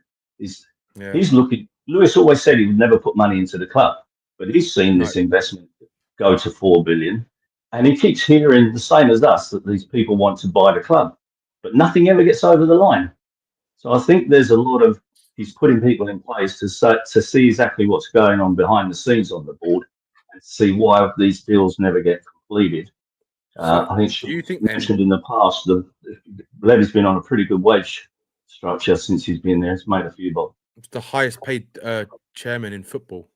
He was the highest paid chairman in world football. But for a club of his valuation, a company of his And valuation, Lewis has had just dividends on what would he get? Dividends on his things, Sean? I don't know. Say that again. What would have Lewis made out of it? Just dividends on his shares or something? Nothing. No, he hasn't made a penny yet. Not yet. He gets nothing. So do you think, Kenny, then, like, do you think putting Charrington on the board, so Lewis's right-hand man, do you think there is something in that? What do you think about that? Yes. Then? I definitely feel I feel that they want to see what's going on at the board level. I would imagine that Lewis has probably heard that there was a good deal on the table at some stage in the last 18 months, and it's progressed, but all of a sudden it's fallen over at the last hurdle. And maybe that's happened a couple of times, and Lewis has gone, what's going on here? Why can't this guy get these deals right over at the end? So I'm not sure. There's something going on. Can you guys tell me, what's the delay in this Frank appointment? We took this long time to get rid of Ange. They took a while before they announced that he's gone. And then we've all the sports things say, no, it's today. They're going to announce. I think it's going to be tomorrow, Kenny. I think it'll be tomorrow. I think tomorrow. But do you know what I think? Yeah. The reason why, Kenny, just a quick one. I think it's because from what I'm guessing, I'm just assuming.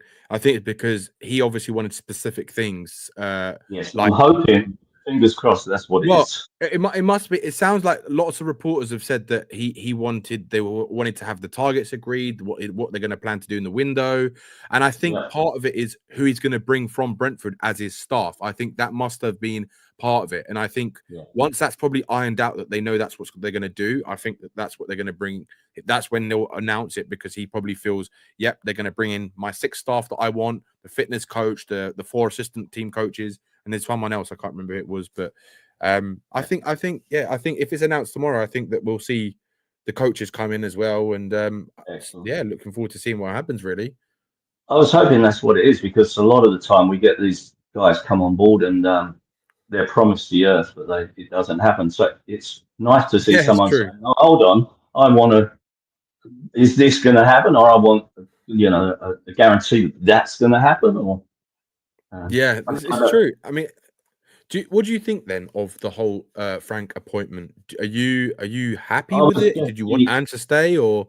No, I didn't want Ange to stay. I don't think, like I said, I've been with this club for decades. I don't think you can go 22 losses in the Premier League and expect to keep your job, even if we won the wonderful thing of winning the trophy. I've got nothing against Ange, full of respect. He did exactly what we've always wanted for many years now. He did what he said, but this is a results-based business. He must have known that he was on thin ice. And I think that people go, "Oh, he won his first 10 games and all that." Yeah, but it was great when he started, and he was bringing in the wing backs, and he was overpowering the back line and outnumbering everybody. But people get used. People are not stupid in the Premier League. They worked him out. Yeah. And after 10 games, it didn't work. And unfortunately, he didn't say, "Well, they've worked that out. I'll have a look at this and change it up," which Frank does. So 100%. Frank says, "We'll go 2-3 at the back, or 4 at the back, or 5 at the back." He'll change up when he sees the problem. We just kept going like a moth hitting his head on a light bulb. Same old thing. Anyway, sorry, hold on. I can't remember what I was saying. Yeah, just put me back in. Ben was Kenny, absolutely, baby buddy. Listen, mate, please come on again, mate. We're doing this every couple of weeks, mate. I really appreciate you for coming on, bud. Last question for you, mate. Where do we finish under Thomas Frank next season? Definitely, I think he gets us into Europe again. And if it turns out, if he gets rid of the deadwood, that I think he could, if we get rid of the Ryan players, and I know you guys will beat me up, I think Tell's in that list. But if he gets the right guys, if he brings a couple of the guys from Bournemouth, the right guys, is it Semenyo? Who's Semenyo? Who's the one player then you would love to see at Spurs this window? One player realistically we could get. Who would you like? I don't. There's no one that I really think that we could get. Eze would be a good buy. That's not going to happen. I don't see that happening. I agree. But I think we should. I don't think so. I'm absolutely thrilled after all these years of this. I think this squad with the youngsters, the likes of Gray and Berghvall, Udogie, there's some of them have spent. There's some lovely little players in there, and if they get the right coach, 100%. They're going to turn into diamonds. So I was worried that whoever they got was going to be someone like a bloody Marino, comes in and just wants to spend money on superstars, not interested in the kids. But we need someone like Frank who's going to work on these youngsters, knows how to bring on youngsters. We've got the real makings of a good team here, but I think we need in the Champions League we're going to need an experienced number 6, just so that they can put, especially at certain times, it's going to get tough for these youngsters. They're going to find it really maybe a bit rattling. Yeah. And they're going to need that. Yeah. I think was it Ferguson that said you don't win anything with all kids, but I don't know. Yeah, but he didn't be bad with about 8 of them, did he? No, he did all right. Yeah, the backings of shit. So so hopefully, I don't know who, but I'd like to see that position, an experienced number 6 in there that we can throw in. Love that, Kenny. Hopefully we can make your dreams come true this summer, mate. Listen, come on again in a couple of weeks, mate. I appreciate you coming on, bud. Thanks so much, mate. Great to meet you, boss. Lovely channel, man. Lovely to meet you, man. Thank you, Kenny. Appreciate you, mate. Thanks, man. Take care, boss. Bye. Bye. All right, we've got one more for the show. I forget his name now. He's changed his name to Say No to Tell. I'll tell you what, I'm going to say Say No to Sean. Mate, you've been hanging around for about 3 hours, buddy. How you been? Longer than that, 3.5 hours. How are you? I know, mate. I've been loving the show. Like, big up to you both. It's like pretty much all I watch on YouTube. Pretty much like you and like Sava and that lot. So yeah, no, big up. Big up to you, buddy. What's your name, sorry? Jack. Jack, nice to meet you, mate. That's it, Jack. So what's going on, Nice to Jack? meet you. Well, you've been waiting 4 hours nearly. You must have something you're dying to tell us to wait that long. Yeah, like I think. Well, yeah, that for sure. But I think in terms of like, we're gonna fall out, mate. We're gonna fall out. yeah. No, I think like in terms of looking at like next season, like I'm struggling. I think lots of people have very, very different opinions on what next season needs to look like. Because and I sort of get it, because on one hand we've won a European trophy, something we've not done for ages, something that bigger and better teams fail to do. Like even when they drop down from Champions League to Europa, obviously you've got all that argument. They still failed to do it. Obviously we've done that this season, regardless of how easy or hard you think the run is. We got over the line. So you've got on one hand we've had success this season, and on the other hand we were one place away from getting relegated. So it's I think it's kind of difficult to figure out what the expectations are for like next season. I don't think it's realistic at all to expect Thomas Frank to come in and get us top 4 and a trophy. I think we've not really had many windows where they've been massively convincing. Every time we've seemed to get into Champions League, we've signed nothing but dross. Whether the manager's been good, bad, or somewhere in the middle, we've not got evidence to suggest that we're going to go and spend big in terms of on individual players. We normally spend 150 million spread across 7 players, and I think like if there is evidence to suggest that doesn't work, it's probably at Tottenham, right? Of course. Right, yeah. I'm just scared that we're going to see the same story repeat again under this, like under obviously like you know Levy and. Do you know what, Jack? I think even Sean's scared of that now. I think even he's at the point where if we don't do something different, he's going to go crazy this summer. Yeah. Sean's been saying it for weeks. He says, we don't break the wage structure. We don't do something like get one of those marquee signings. He's going to go absolutely apoplectic. No, listen, all I said was we are going to have a club's new highest earner and/or a club news highest transfer record. And I think that's going to be accomplished with Christian Romero's contract. But even with that, right? One of our marquee signings was Ndombele, and look how that panned out. Yeah, absolute dross. Was training in a park. Right? Dominic Solanke as well, right? People. Yeah. What do you think about Dominic Solanke, Jack? I think we fell for the trap. Striker had one good season at Bournemouth, funnily enough, under a coach. I would have rather have spent 30 million on Delap. Yeah. Because at least then you look at that, and if it doesn't turn out very... Say again? I agree with you that Delap for 30 million is better value than Solanke for 60. But that was a different market. Last season was a different market. This summer... Yeah, look... There's more value in the transfer market now than there has been in a long time, in the striker world at least. Yeah, no, I agree with that. I think the striker market's not been good now for ages in terms of value for money. I think it's... Annoyingly, I think it's normal to spend something like £60 million on an average striker. But even then, I mean, apparently Victor Gyökeres is on the market for what, 65-ish? Yeah, we've got Champions League football. What million can get you Gyökeres? Yeah. Why can't we have signed that? But instead, we signed Dominic Solanke for 65. So I think like I struggle to see what the expectation should be. In terms of like, if you take your Tottenham hat off and kind of look realistically, what should we expect next season? I think one thing I would expect is for the youngsters that we've signed to actually upskill themselves. In terms of, I think Thomas Frank's probably the perfect manager for a 19-year-old. even if it is someone like Tell. Please tell, you mean? Yeah, perfect. Well, I'm thinking more like Archie Gray and Berghvall, right? But and this is what annoys me. Like we'll spend 60 million on league winning midfielder Archie Gray. You mean? Yeah, that guy. Yeah. yeah, the one who played centre back the entire season. Yeah. Fair enough. Like in my opinion, like if we look at our midfield, I think the only good midfielder we've got, like the only midfielder that could compete in a Champions League game is Maddison. That's the only quality we've got in midfield, in my opinion. If you put Sarr, Bissouma, Berghvall, Bentancur into a Champions League game against Bayern Munich, PSG, Real Madrid, Arsenal, etc., they will get smoked 10 times out of 10, and it doesn't matter how good Thomas Frank is as a coach. You set them up to fail. I don't disagree. So who's your midfield option of choice then? I think we need to go for something that we actually need.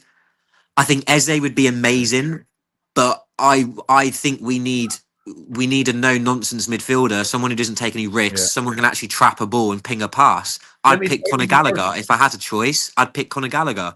It's not a sexy name, but he's not a sexy player. We don't need a sexy player. We need someone that can trap a ball and ping a pass. That's all. That's what we need. So basically, like a better version of Højbjerg.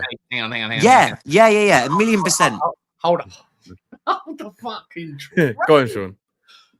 You want Conor Gallagher to come in to play where? In the midfield. If he's playing in mid, do you reckon he's going to play a 2 or a 3? I think he's going to play a 2. But you want Conor Gallagher to play in one of the double pivots? Yeah, he could do a job for sure. He's not a sexy name, 1,000,000%. He's not anything special, but I don't think we just need someone that's got experience, but like also someone that doesn't run out of legs. Can we not go a little bit more sexy though than him? How about the Aston Villa player that left and went to Juventus? Douglas Luiz, 1,000,000%. I'd take Locatelli, Douglas Luiz, Conor Gallagher, someone like that. A leader. He's such a fucking look. He's one of those people that Jurgen Klopp talks about when he says the first touch isn't his problem; it's the second touch. It's the second touch. Conor Gallagher is not a playmaker though, and I don't know what he is. He just runs around and looks busy. He's the opposite. So do you think he's on the same level as someone like Pape Sarr then? No, I think Pape Sarr needs a hell of a lot of work. I think Pape Sarr is a player that there's something in there that he's got a unique skill set, but he needs a lot of coaching because I think Pape Sarr is ultimately incredibly frustrating. Yeah, 1,000,000%. For about 20 goals that we conceded last year. 1,000,000%.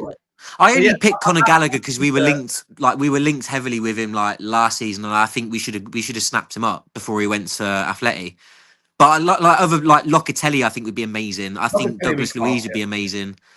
I would have been well happy if we'd have gone and got Modric for a year.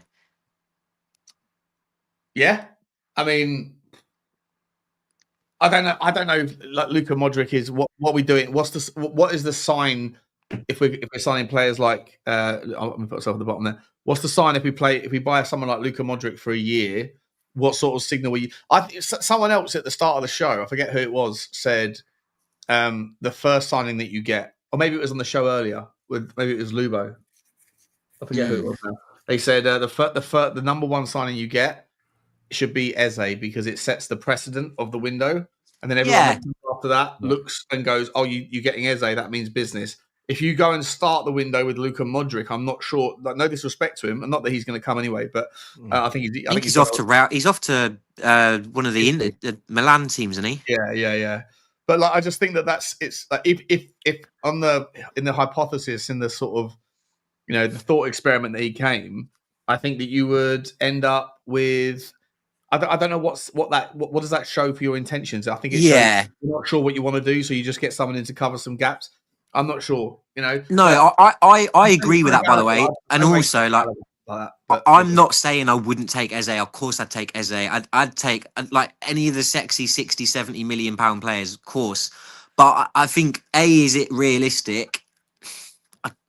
Not really. Like I think we're quite naive to think like we're the only team that's going to be looking to build and go better again next year. Well, let me ask this, Jack. If you were to have 170 million, if we had a 170 million pound signing right now, Mm. and it could be a 6, like a Edison, like a Hoymond from Sporting, maybe a Dougie Louise, maybe a Alinia. someone like that. I mean, Palinia's not going to be 70 million, but like, a monster in that regard, a 70 million pound midfielder or a 70 million pound winger. What's the priority for you? Oh, midfielder, 1,000,000%. Mm. Midfielder. We've got about, how many wingers have we got? 20, 30? Yeah, loads. Yeah. None of them are very good. None of them are But good. Yeah. I'd rather have options. Bring back Solomon, who was the weakest of all of them. Wow. I'd say he's better than Tell, but that's just me. Yeah, you're dead to me, Jack. You're dead to me. I just send me a DM on Twitter to see if you want to come back on. But after that, No, I will absolutely take you off when you're off. You can definitely come on, mate. You're speaking very well, mate. Speaking very well. Yeah. So you want a midfielder? Let me ask this, mate. Fullbacks. Do you expect Tottenham just to go and get Kyle Walker-Peters just because it ticks a few boxes? Do I expect them to do that? Yeah. That's what they will do. Yeah. Yeah. That's not what I want them to do. But it's what we do. I think we always look for the easy options, and Champions League doesn't matter, and we've proved that time and time again. No, but I think it's not just an easy option. I think it makes sense because the Champions League, the squad roster, it's homegrown, right? It's homegrown, club trained as well. Yeah. It's an easy. It's still an easy option, but I think it. Yeah, I mean, I wouldn't be upset if it happened because I guess it'd be cheap, but it'd be free. Yeah, free transfer. Yeah, free transfer. Yeah, look, I can't really be mad at that, but it's not gonna. It's not like we bring him in and we go, oh look, we're gonna get out of the group stage of the Champions League now. Like it's just another name that ticks boxes, right? It's like you said. Yeah, I'd love to see Thomas Frank go to a back three. If you go to a back three, do you need a monster 6 if you go to a back three? Yeah, purely because of the games that we'll be playing. He's going to want to play multiple. He's going to want to play multiple. Still need a monster 6. Yeah, 1,000,000%. We should always have a monster 6, I think. But I'd love to see him at least trial a back three for a good number of games. Because I just look at our wing backs and I think the only positive we've got in terms of Pedro Porro and Udogie is that they're always attacking minded. Why would you not use that? I think I think you will. All of last season they were exposed time and time again. They look like they might as well not have been there. I can't wait to see what Pedro Porro can do. Yeah, in the system. I'm the same. Do you know what, Jack? I actually think that we actually might see him try that in pre-season. I hope so. And I think if it works, I think he'll use that more often because I think the players are set up. The players that we got suit a back three sort of two wing back system. 1,000,000%. I think really does. So I'm really intrigued to see what he's going to do. Yeah, same. And I think it also means if he wants to play Archie Gray at centre back, I think he'd be better in a back three as well. He have more leadership behind him. Yeah, probably right. Not that he would want to, but you know. Final question. Wherever, innit? Yeah.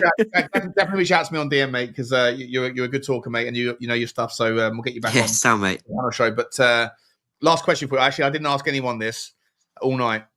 Danny, same question to you, mate. A lot of Tottenham fans think we need a striker. Right? Yes. Okay. Richalison cop blocking everybody. He's the younger brother. He's not going out when you got the empty house and you get your girl coming around and the little brother won't fuck off for a pizza with his mate. He's saying, I ain't leaving. I ain't fucking leaving. But, fuck off with you. But either way, there's a healthy market out there. You mentioned strikers last season. You said we should have got Guacares. Like that wasn't available then. We got Dominic Solanke for the first time ever. There's like maybe 4 or 5 clubs that are looking for a striker. There's probably 6 or 7 top level strikers that are maybe open to a move. Ekitike, Jonathan David, Guacares, Sesko, Ozyman, fucking Wissa. There's Dusan Blajovic. There's like 7 or 8 of these bad boys out there. Do you think that Tottenham will enter into the striker market this summer? Or are we going to go into next season with Solanke and For me, if Richarlison goes, which I hope and pray he does, I think they have to. They haven't got a choice. I just don't know if they're going to go for they're going to spend big money on a striker. Personally, I think where they're going to spend big money is one of the wingers or a midfielder. I think that's where we'll see them spend the most money. Personally, I agree. But I think they will look at maybe I don't know. I think they'll look for deals for strikers because Dominic Solanke is the number one, and they've just spent last summer broke the transfer record on a striker, and I don't think they're going to go as high as that for a striker. Personally, what I would do if I was Spurs, I would try and leeway Richarlison in some deal, whether that's to get a winger, a striker, or a centre back. Everton, something like that, Do you know what I think? Do you know what I think might happen? I think we might try and offload Richarlison back to Everton in exchange for someone like Branthwaite. I think so. Him plus cash. I'd take that. I'd 1,000,000%. I'd take that as well. Fight your fucking hand off for Jared Branthwaite. Yeah, 1,000,000%. Then you get rid of Romero. In a fucking on the back of a pig to get him up there. Yeah, yeah. But then the thing is, you get rid of. But the thing is, if you do that right, you can actually go and sell Romero and then go and buy a good striker with the money that you get from Romero. So you're kind of at least you're getting a player in return. You pay a little bit more for Branthwaite. And he joined up thinking at 1 o'clock in the fucking morning, mate. I didn't think I'd ever see that from you. Well done, bro. That's a fucking impressive. That's a little segue there from you. Yeah. Here's what we do. We get that. I don't know how you guys do it at 1 a.m. Fucking shatter, mate. Listen, Jack, listen, mate, I know you've only we've been on for a few minutes, 15 minutes, whatever, mate, but listen, absolutely sensational, mate. I am not only am I pissed, I'm also fucking exhausted. I've been streaming non-stop 2 o'clock this afternoon. I did an upload this morning and I started streaming at 2 p.m. Did an hour. Streaming today. 2 hours. Straight onto my second channel for an hour. Straight onto Irish Hotspur for an hour. Straight onto this for whatever this is, 4 hours. I am fucking exhausted, my man. So, Jack, reach out to me on DM, mate. You've been absolutely sensational, buddy. Yeah, Sal, mate. Big up you both. Appreciate you, mate. I'll let Big you up, go. Jack. And say goodbye to All everyone. right. Cheers, guys. Yeah, I'll send you a DM over now. Do that, mate. Cheers, boss. Danny Kiriakou, you have been an absolute legend, mate. Your co-hosting debut with me, mate. It's kind of my debut. This has been the wildest fucking long show ever. Met a load of new people. Everyone's a legend. I'm definitely going to clip up old Benny Boy. He was fantastic. Oh, and God, he's funny. They fucking read it off a script. Yeah, that was too funny. But you know what, Sean? Thanks for having me as well. I've actually really enjoyed this stream. I hope everyone sensational, Danny, mate. Sensational, boss. Mate, I appreciate it. I hope everyone enjoyed the stream because I think Sean is going to be doing this a lot more regularly as well. And if you want me to co-host with him, I'll be up for it. So yeah, no regular co-host. You wanted a regular co-host with me? Why not? Why not, Sean? It'll be good fun. 4 hours of your life every week. That's fine for me. Every couple of weeks, it's all right. But you know, also some great conversations tonight. A lot of new faces, and we hope more come back, and we have to see more new faces as well next time. 100%. We're gonna redirect you over to my third channel where we're gonna talk about conspiracy theories through the night. No, I'm only kidding. We'll do that. Yes. Guys, well, so massive thank you for everyone that's been here. There's been, we're down to 230 people right now, and it's up to 600 people throughout the stream. Loves you all, man. Thanks everybody. Thanks for the super chats, and thank you to everyone that jumped on. It's been real. It's been cool, and I'll see you tomorrow morning for more with Bugsy, Danny, mate. Bravo, sir. You've been absolutely sensational. Thank you, Sean. Thanks for having me, man. Thanks big up everyone as well. See you tomorrow. Take care. Have a good night. Ciao, ciao. Come on, you Spurs.